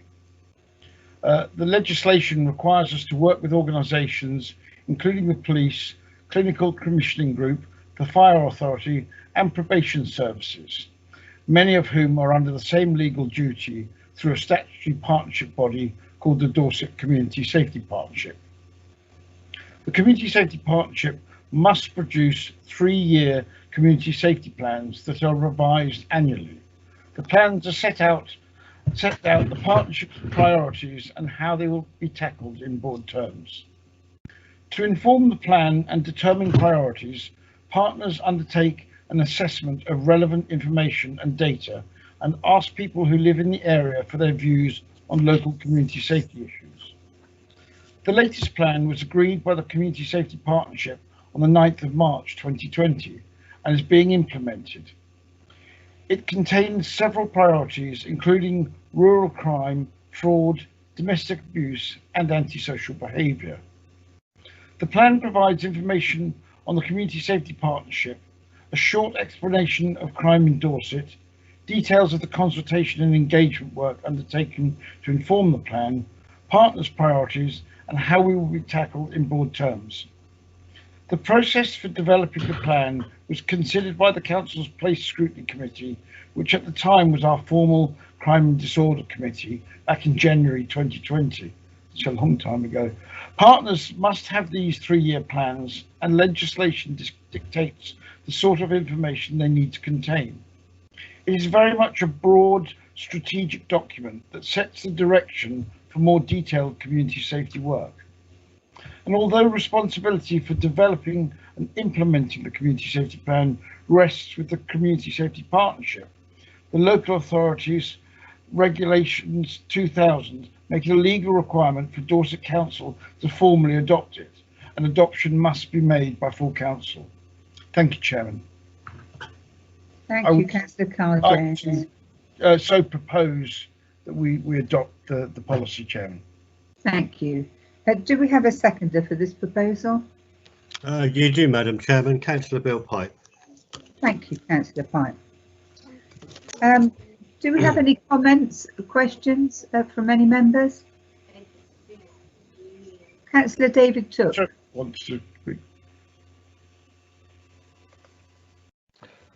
Thank you, Madam Chairman. I think the plan is fine as far as it goes. There is a problem that I can see, which is that in my experience of plans over many years, the most effective ones have got some metrics. You need to be able to measure what they achieve, so you need to set targets, you need to set timescales, and you need to regularly review these metrics so that you know if it's necessary to intervene and to bring the plan back online.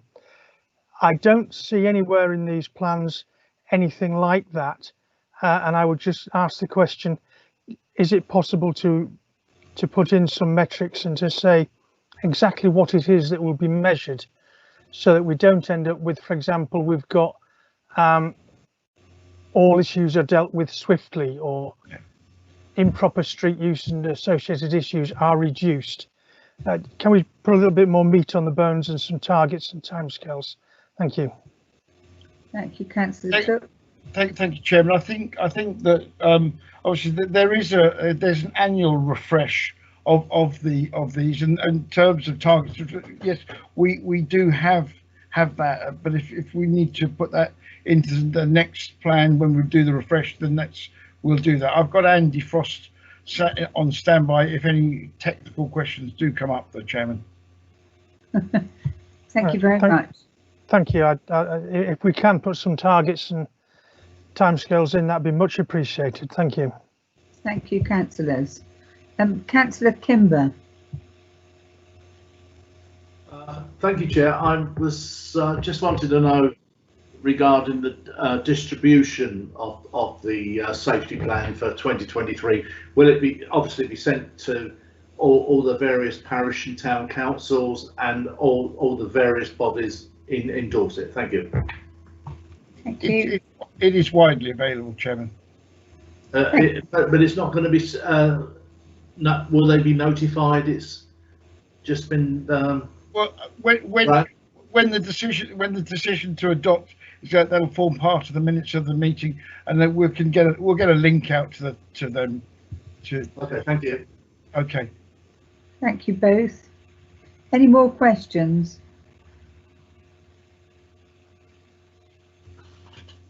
In which case, I think we'll take a vote on this, please. Could we have our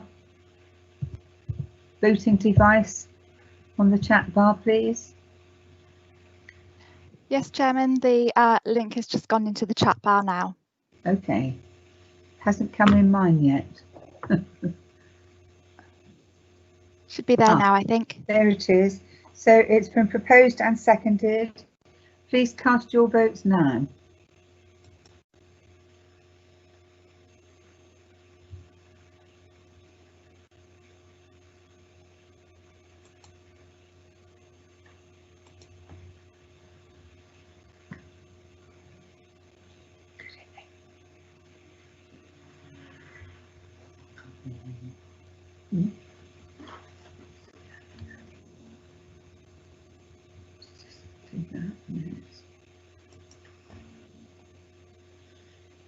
I'm just waiting for the last few votes to come in, Chairman. Thank you, Susan. But I think we are there. So that is 71 votes in favour, no votes against and no abstentions. Thank you very much. Congratulations, Councillor Carr-Jones. That's approved. So the next item on the agenda is number 10, Youth Justice Plan. And I will ask Councillor Andrew Parry to introduce the report, please. Thank you, Madam Chairman. I'm delighted to present the Youth Justice Service Annual Report to full Council for approval. I can also confirm the report has been reviewed and approved by the People's Scrutiny Committee, chaired by Councillor Stomper, on the 20th of July 2020, and by Cabinet under the chairmanship of the Leader on the 28th of July 2020. The Youth Justice Service is one of our pan-Dorset services, and as the report illustrates, the significance of operating effectively on a multi-agency basis across the Dorset and BCP council areas. The report sets out the strategic headlines for 2020-21, which can be summarised as the numbers of first-time entrants, the rate of proven reoffending, overrepresentation, resettlement, child exploitation and youth violence, and education, training and employment. Chairman, I would like to take this opportunity to once again thank David Webb for compiling the report, which I'm recommending for approval. In conclusion, I propose the adoption of the annual Youth Justice Report to Council. Thank you, Councillor Parry.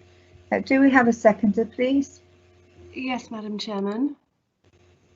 That's Councillor Somper. Correct. Okay, thank you. Do we have any questions or comments?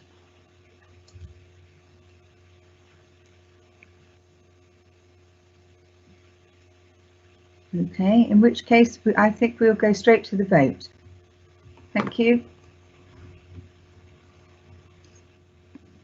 It'll be on our screen shortly, I'm sure. Yes, I'm just going to paste that in for you now, Chairman. Yes, you should be able to see the voting form now. Thank you.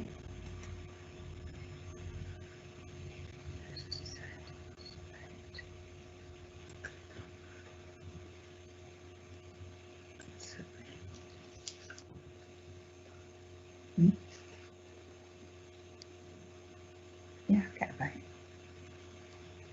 Yeah, I do. Chairman, you know, get a vote.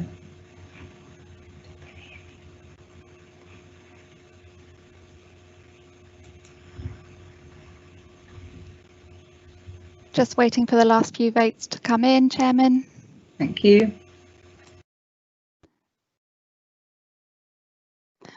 Councillor Mike Barron can't vote. Councillor Barron, if you could put your vote in the chat bar, then we can record that for you.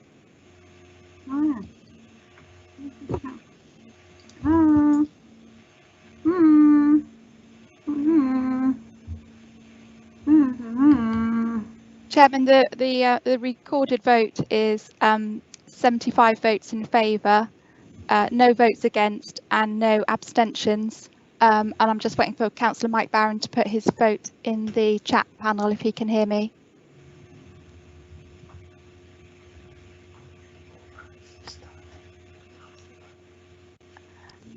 No, he doesn't seem to be able to hear me. So that was 75 votes in favour. The motion's carried.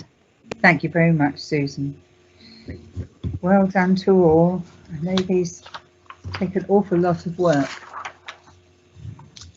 So, agenda item 11 is Children and Young People and Families Plan. Prior to considering the report, we shall see a short video. We might have to whistle a minute, but we're hopeful that we're going to get this short video up.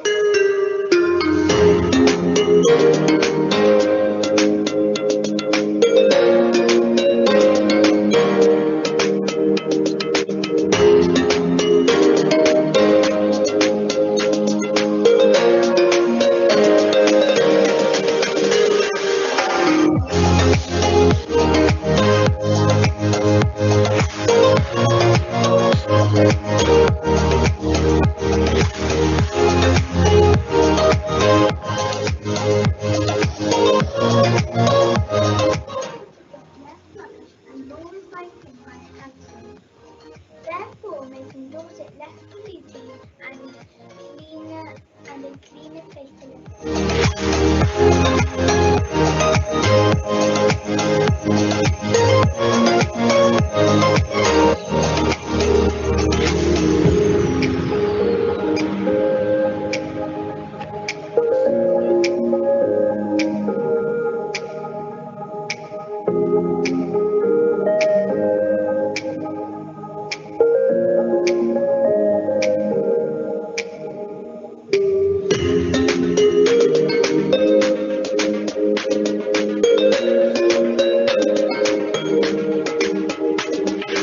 I spy the grassy meadows and the intertwining trees. I spy the beaches with the sand so clean. I smell the salty waves bobbing up and down. I smell the blooming flowers, colours all around. I feel the pebbles as I walk on the beach. I feel the wilderness live and grow and love. So when nature is a calling and beckoning for help, we help it and nurture it until all is well.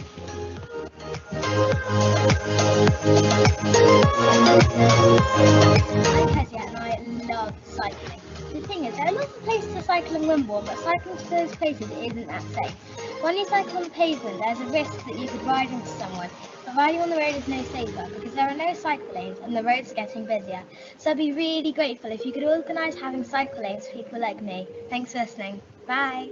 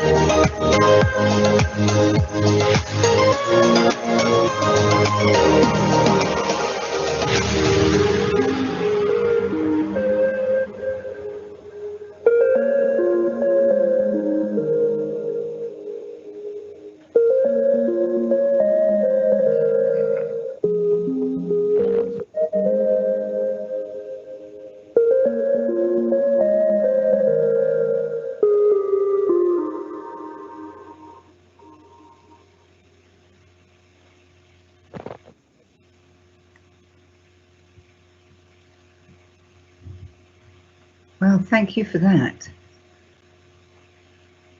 That livened up the evening, didn't it? I would now like to ask Councillor Peter Wolf to give an introduction. Thank you very much indeed, Chair, and good evening to everybody. Councillor Peter Wolf, Deputy Leader. I am not the portfolio holder for this particular area, and I will explain why I'm therefore presenting this report. This report has been agreed by a very large number of different partners within Dorset that include but are not restricted to the police, representatives from schools, parents, carers, Dorset Healthcare, fire, the Youth Offending Service, voluntary and community sector, early years, and a number of others, plus a variety of representatives from Dorset Council representing different areas in Dorset Council. It was felt, because it was such a critical beginning to this project, that it would be better to have a chair who wasn't from any one of those particular distinct functions, but was somebody who was slightly separate. And I was honoured to be asked to do it, and I've agreed that with everybody. Everybody was happy. So whilst this remains the responsibility of Councillor Andrew Parry for Dorset Council, and he will be speaking shortly, I am the overall member responsible for chairing of this panel. And I would also add that we had the member champion for children as an observer at this panel. So that was a very useful addition to the membership. The video you've just seen was played at the start of our first key meeting, which agreed this plan, and was prepared by a number of people in order to set the framework to remind people what it is we were trying to do. And I am absolutely delighted to be able to present this plan, which has been agreed by a very, very large number of partners across Dorset. It's a really brilliant plan. It needs to be implemented, but as a starting point, it's absolutely brilliant. And more than anything else, for the first time for a very long time, we've got a whole series of partners who are now committed to working together to make something happen to improve the lives and livelihoods of young people within Dorset. So I commend this plan unbelievably strongly and ask that everybody backs it and that we're allowed to move forward and make things happen as a result of it. Thank you, Chairman. Thank you, Councillor Wolf. Well, I hand over now to Councillor Andrew Parry. Thank you, Madam Chairman, and Councillor Wolf, in his role as chair of the Strategic Alliance for Children and Young People, has been a huge influence for good in bringing together different strategic partners that we need to support our children and young people, and I'm very grateful to him for his work there. And I'm grateful, I believe he has just now proposed the adoption of the report, of which I'd be very happy to second. But in seconding, may I just say, Madam Chairman, our amazing children and young people have taken a 50-page report and brought it to life through their creativity, and their voice is heard loud and clear throughout this.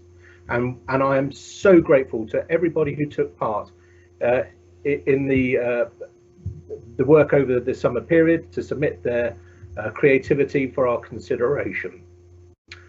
Why the necessity for the report? Okay. We have to ensure that Dorset Council meets its duties as set out by in relevant legislation, and our children's plan for 2020 to 2023 does do this. There are some very significant headlines in the report which have formed the framework for what we are doing. So we must consider the best start in life. We want young and thriving to be at the core of what we do. Good care provision is a topic that we have visited time and time again, and we must pledge ourselves to the delivery of it. The best education for our children and young people, and critically delivering locally.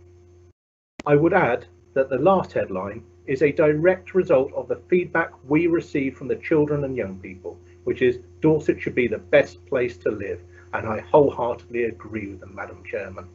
I therefore have great pleasure in seconding Councillor Wolf in the adoption of the Children and Young People and Family Report 2020 to 2023, and I hope I will find support across the council chamber tonight. Thank you. Thank you, Councillor Parry. I think I'd like to add my compliments, actually. I'm sure we're all going to support this, but we have first on the list Councillor Tim Cook. Thank you, Chairman. It's actually a procedural matter rather than a comment or a question, in that I make a declaration of interest in that my wife works for Shaftesbury Children's Centre, which I think comes under this scope of this report. But actually, I would like to say that that was a wonderful video. It's great that we're listening to the views and the opinions of the young people who ultimately will come through in years to come and replace us. So I wholeheartedly support what's being said. Thank you, Councillor Cook. And we have Councillor Sutton. Thank you, Madam Chair. Yeah, absolutely. There's just so much to commend in this. One thing that I really appreciate is just how open and honest it is in highlighting areas where we do need to make improvements. So, I mean, there are some genuinely worrying things in there, aren't there? You know, about children moving into care and not coming out again, and you know, only 50% in training, education, employment. But it's the honesty that shines through, and I've got massive confidence in both Teresa and Andrew, and the clear focus on reducing inequalities the first 1,000 days, whole family approach, and the improved ability to identify families early. It's all fantastic. And then when you get to the section of what the kids actually say, you know, it just melts your heart almost, doesn't it? You know, a kind and happy Dorset, caring for each other and looking after people in the community when they need help, looking after the environment. You know, it just makes you really proud, doesn't it? And obviously it gives us very proud. Yes. But my concern is obviously always a concern, is that although obviously the partnership approach is really welcome, and it really comes through the report that this isn't just saying it's a partnership approach, it really is. You know, there's commitment, but obviously, you know, we're all cash strapped, aren't we? So in relation to that, the point I really want to make is within Dorset Council, it's important that this doesn't sit in a box marked children and young people, but is the business of all departments, and particularly, for example, leisure services, cultural services and environmental services. But I think in that context, Andrew, the fact that, you know, you delegated Peter to present this actually sends a positive signal that I don't maybe need to be too concerned about that, but thank you. Thank you, Councillor Sutton. Madam Chair, may I just reply to Councillor Sutton? Thank you very much for your warm words as always, and I know you are a passionate supporter of children and young people, not only in your own ward in Weymouth but across the county. I do know that there are limitations to what Dorset Council itself can do.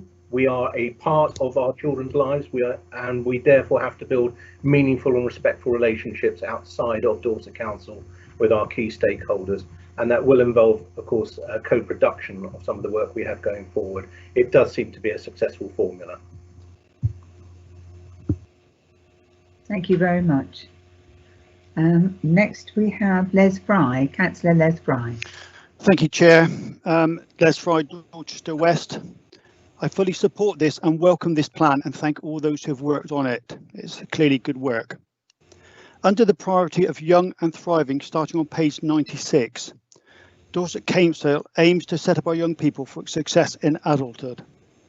The headline on page 97 says, "What are the things we're going to do?" Many of my colleagues around this virtual chamber are closely connected and very supportive of our youth centres. These provide a very valuable link to young people. As an example, the centre I am connected with in Dorchester has had contact with 347 young people pre-COVID, and since lockdown, over 1,600 have engaged in the various forms of online media platforms. We also work and support a number of NEET, or not in young employment, educational training young people. Dorchester, like other centres, has a mix of volunteer and employed staff, all fully trained in working with young people aged 11 to 25. Some of these young people are missed by the authorities for a wide range of reasons. Our youth centres are the very first important rung in the ladder for engagement, support and safeguarding of our young people, and can play a very important role in reducing the number of young people entering the criminal justice system and help them to fulfil their potential in life to become key members of the society. However, this does not come cheap. Dorset Youth Set Club costs £75,000 a year to run, and after support from Dorset Town Council, all the rest is raised from grant applications or fundraising. Starting at bullet point 3 of the plan on page 97 says, we will support the provision of a wide range of positive activities for young people, including access to youth work, such as open access youth clubs, detached work, and it goes on. My question is, how is Dorset Council going to support this statement will Dorset Council commit to providing some financial support to the running of youth centres in the forthcoming budget setting? Thank you. Thank you, Councillor. Thank you, Chairman. Once again, my grateful thanks to Councillor Fry for his work and passion with children and young people across the Dorchester area, and I know he's a passionate supporter of the Dorchester Youth Club. I'm also aware that he is working with other colleagues across the council in the Executive Advisory Panel's review and forward-looking plan and advice on a youth provision across the county, which I'm sure will include note and comment regarding youth club buildings and premises. I am also happy outside of this meeting to meet with Councillor Fry if he has any specific matters that he wishes to raise with me. Thanks, Councillor Barry. Thank you. Thank you very much. Next we have Councillor Stella Jones. Yes, as the Council's champion for children and families, I welcome this plan, and it's great that we're going to be listening to children, young people and families, and that we're going to be working with them and not working for them, which we've done in the past. I think the 6 points of the plan are the right way forward, especially point 1, having the best start in life. Focusing on this should hopefully mean less problems for families in the future. Now all we want to do is implement the plan as soon as possible. Thank you very much, Councillor Jones. And we have Councillor Kimber. Thank you, Chair. And I also would like to pay a tribute for getting this plan underway, and especially the contribution our young people have made. I, in my time, was one of the volunteers with youth offending, and I spent many happy years with that group, and I saw how hard, if you like, a lot of our officers work and the patience that this and dedication this requires.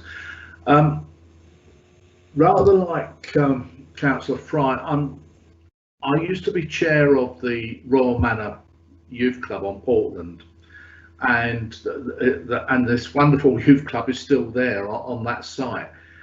I have a little concern about the older youth and how and what we can do for them. Thank you, Chair. And while I hope you'll see this as a constructive bit of criticism, but I will be supporting the plan. Thank you. Thank you very much, Councillor Kimber. Chairman, if I may, thank you, Councillor Kimber, as always, for your support, and I know how committed you have been to children and young people in Portland. And your years of wisdom extended to me as a rookie councillor not that many years ago, when I used to sit beside you in a particular committee, and you were very encouraging of my contributions. What I did want to say to you, though, in all seriousness, is that in respect of provision for older youths and young people on the Isle, please ensure that your comments are noted and taken on board in respect of the EAP on youth provision. Thank you very much. Next we have Councillor Kirby. You do, thank you, Chair, and thank you, Councillor Wolf as well. One of my driving reasons for standing as a councillor was my absolute frustration with the former Dorset County Council for placing the threshold for intervention to support a child or a young person so high. Well, at least I believe so anyway. I thought there was very little in terms of prevention to support our young people at an early stage and to reduce the need of stronger interventions at a later date. And if I was going to be really honest, I was concerned that this new plan would be a continuation. I was quite prepared to go to battle to ensure that our young people were treated holistically, but actually I'm really pleased. I see a range of interventions, and I'm really impressed with the multi-agency approach, with Dorset Council finally realising that there are other players in supporting our younger people's well-being. And to that extent, I'd like to thank those responsible for creating the plan, both as a voluntary youth worker and as a parent. There is, however, the realisation that Dorset Council has lost a lot of the ability to be able to provide early intervention. It is completely reliant on the voluntary sector and others, not just the voluntary sector, but there is a curious lack of detail around implementation. So I'm currently sitting in Blandford Youth Centre, thanks to my terrible internet and the IT issues that happened today. But I've changed the name. I'm currently calling it Blandford Youth Hub, because as we know, going through page 97, I'll be quite curious to see actually what these new youth hubs are. But my challenge to the council today is how are we going to work with the third sector and other organisations, including businesses, to ensure we can meet the plan? Thank you. Thank you, Chairman. Thank you, Councillor Kirby. Councillor Kirby and I have had many discussions about the importance of meeting children's needs rather than a strict adherence to thresholds. And he and I are certainly on the same page in that respect. In terms of, I think I heard him right, the variation between a hub, was it, and a youth club building? There will be a distinction between them and how they operate. Again, I know he is chairing the EAP on youth provision, and I am confident he will reflect his views, or his views will be reflected in the report's findings. Thank you, Councillor Parry. Next up, we have Councillor Brooke.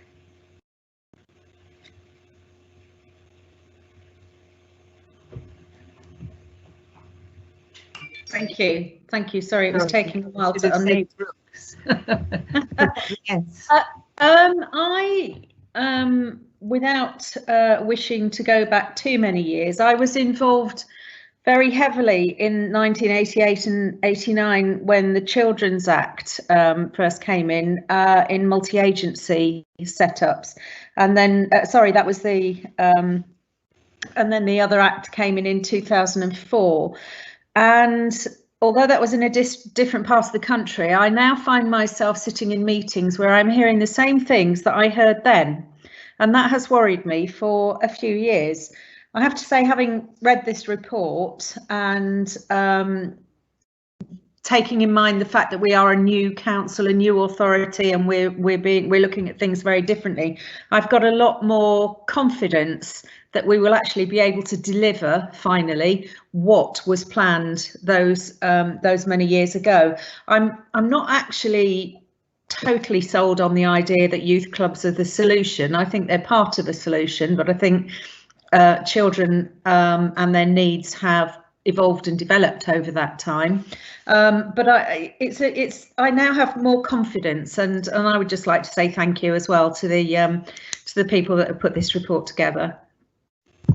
Thank you, Councillor Brooks. Thank you, Chair. Maybe I should have made a comment earlier on. I do appreciate Councillor Brooks's confidence in children's services.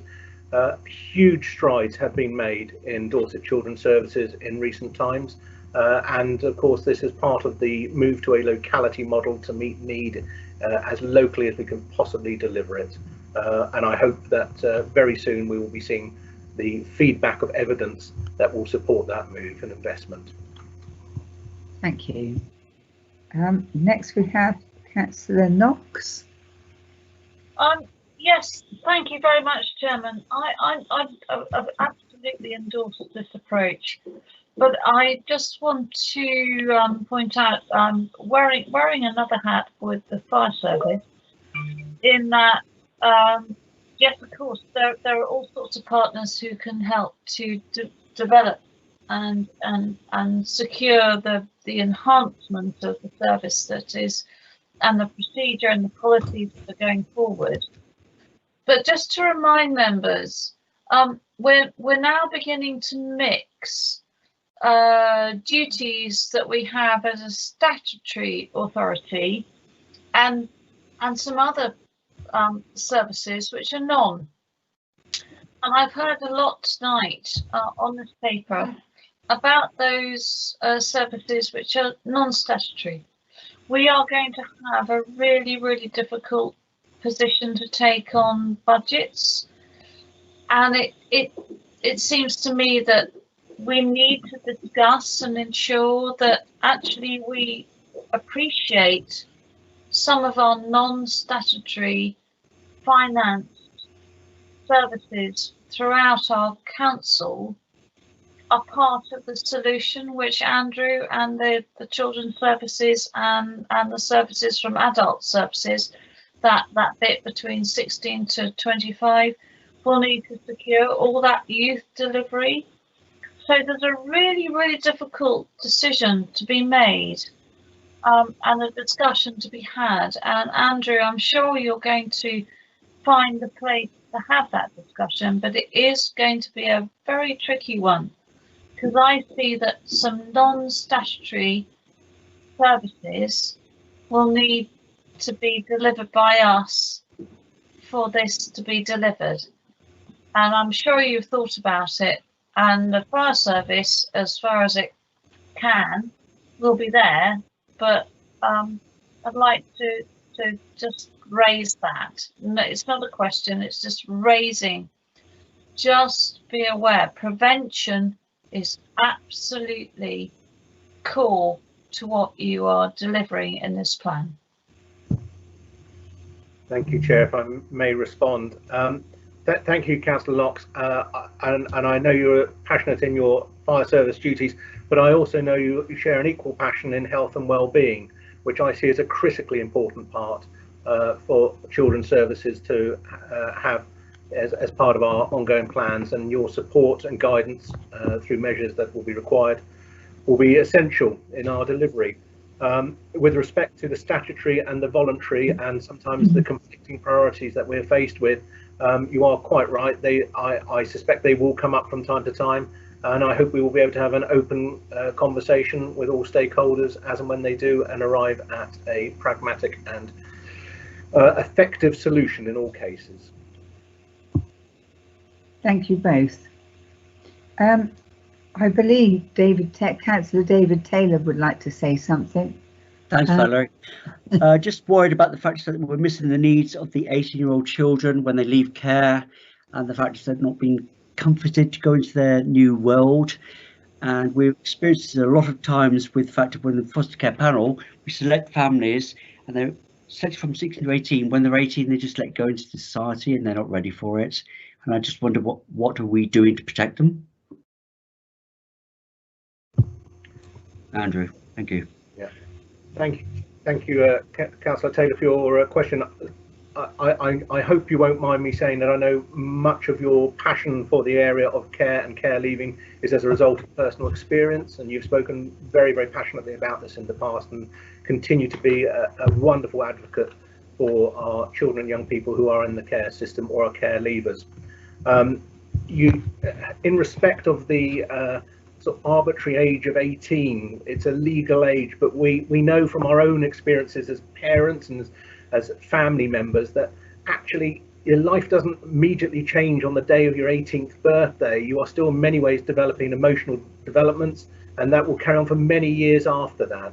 And ensuring what I want to see, and I'm passionate in seeing, and I know officers and councillors will share this view, is that we want to see a successful transition of young people from the sort of statutory care of an under 18-year-old into a sort of a care process as they go through into adulthood and beyond. Because ultimately, if we get this right, it will transform their lives, and I do understand that. I would also like to take this opportunity, if I may, to pay tribute to some fantastic organisations that support our care leavers, including, of course, the charity, the Friends of Dorset Care Leavers. Exactly, and that's why I'm saying the fact that when we look after the children after 18 years old, we make sure that there's a protective need around them to make sure they go forward to be a benefit to society, because a lot of them just fall off the cliff. I didn't. I was made Mayor of Dorset, as you know, and the thing is that I've successfully enjoyed a political career, but there are children which is just laid by the wayside, and that's what worries me, the fact that we're not monitoring after what's going on. Certainly, Madam Chairman, I know this is an area that the Corporate Parenting Board will be showing considerable interest in, and may I also take this opportunity to congratulate Councillor Weller on being elected as the new chair of the Corporate Parenting Board. I know it's an area that she is will serve our council well. I have great confidence, but more importantly, serve the children and young people. Thank you, Andrea. That's great. Thank you both. Next we have Councillor Ezard. Thank you, Madam Chairman. I would like to actually just put forward, as other people are, about different places about their youth service and locally, that our local youth club, which is actually now a Purbeck Youth and Community Foundation that I was a founder member of 4 years ago. It's been going continuously since the funding was ceased from Dorset County Council, and the support locally for that has been tremendous. Really from the parish and town councils, and outreach we were doing outreach in some of the outlying areas of Purbeck like Corfe Castle and Wool, and so that actually, you know, the funding, as in Blandford, you know, it takes about 60 to 70,000 pounds to actually run the service. We've got 2 full-time youth service people that are running it, and even throughout COVID, one of them was running things for one-to-one and troubled families. And we do a lot of partnership working with Send, Mind and CAMS, and actually you know, it's really thriving. And I really do praise the work that all our trustees are doing, and we've managed to actually get my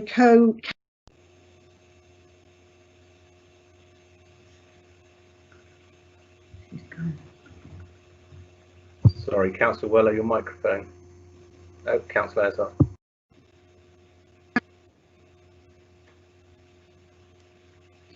Sorry, it's muted again.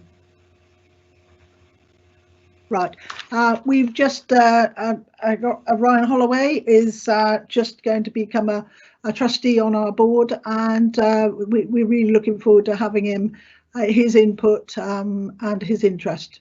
Thank you. Thank you very much. Councillor Ezard, Madam Chair, if I may, I mean, what Councillor Ezard has highlighted there is the importance of this being a pan-Dorset programme, and it's got to work across the county, from the borders of Alderhull all the way down to the borders of Lyme Regis and everywhere in between. I'm very grateful to her. I do understand there is a range of youth provision in the Wareham and Purbeck area, but it was fed back to me that during the summer in Dorset activities, unfortunately some of our young people who did attend an activity in the Wareham area, it happened to be on the one day when we had probably the monsoon season in the Purbecks, and they all got thoroughly drenched, but they all reported back they had a wonderful time. So we are glad to know that there's hospitality. I was there supporting them on that day, and I got. Thank you very much. So lastly, we have Councillor Ray Bryan speak. Yes, thank you, Madam Chairman. Watching the video reminded me of the time when we invited young people to talk to the EAP on climate change, to give their thoughts for the future. Good health is the most important thing we can give our children. Health is not just medical, it's also mental, and our duty is to make sure we do everything to support our children and take away their worries. The thing that devastated me was having a 13-year-old girl tell me that she saw no point in having a family, really focused my vision. Her worries over climate change were the reason. I fully support this paper. Children have a voice and we must listen. Thank you, Councillor Bryan. It seems to me that we have huge support for this, and we will now, it's been proposed and seconded, and we'll now put it to the vote. Thank you very much. Totally. Totally. Brilliant. The link to the vote is now in the chat bar, Chairman.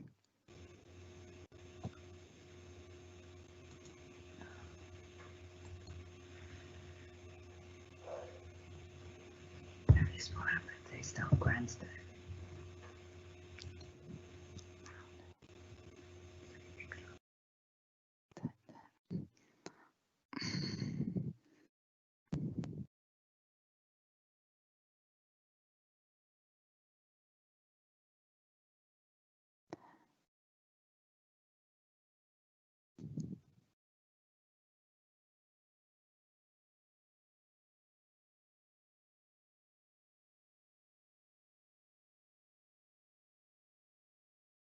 I'm just waiting for the last few votes to come in, Chairman.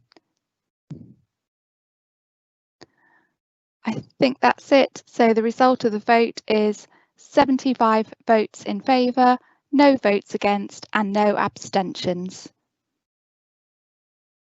Thank you. Chairman, you're muted. That was terrific. Thank you very much. Well done to everybody concerned. Agenda item 12 is climate change notice of motion. I'm going to invite Councillor Bryan to speak.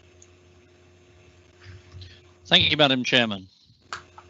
During this meeting, I had originally planned to introduce a report on the climate change notice of motion.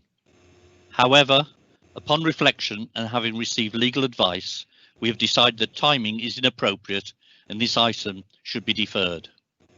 I'm aware the motions were submitted in July 2019 and I intended to respond with a report describing the work of the EAP, the Executive Advisory Panel, and refer to the draft Climate and Ecological Emergency Strategy and Action Plan.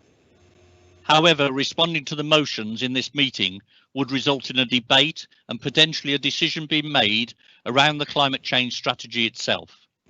Clearly, that would not be appropriate at this time, as we are about to start public consultation on the draft strategy and action plan. The EAP, with the assistance of officers and place scrutiny committee members, will be finalising the consultation structure and questions tomorrow. That's Friday the 16th of October. The public consultation itself is set to start on Monday the 26th of October and will conclude in early December. This is hugely important and must happen before any debate regarding the motions can take place. We will begin publicising the consultation late next week to as wide an audience as possible, both externally and internally, across all our available communication channels and using all of our partners. It has already been mentioned in the Dorset Council News magazine, which is currently dropping onto the doormats of all residents in the Dorset Council area. The feedback we receive on our draft strategy and action plan will help us finalise our approach and plan for how we intend to tackle climate and ecological change in the future. I really hope that people will read both documents and engage with us by taking part in the consultation. I'm sure members will therefore understand that it's not appropriate to discuss this report tonight. Thank you, Madam Chairman. Thank you, Councillor Bryan. The next item on the agenda is number 13, urgent items, and there are no urgent items. Agenda number 14, exempt business. There is no exempt business. So on that note, I shall close the meeting and wish you all keep safe. Thank you for your company this evening.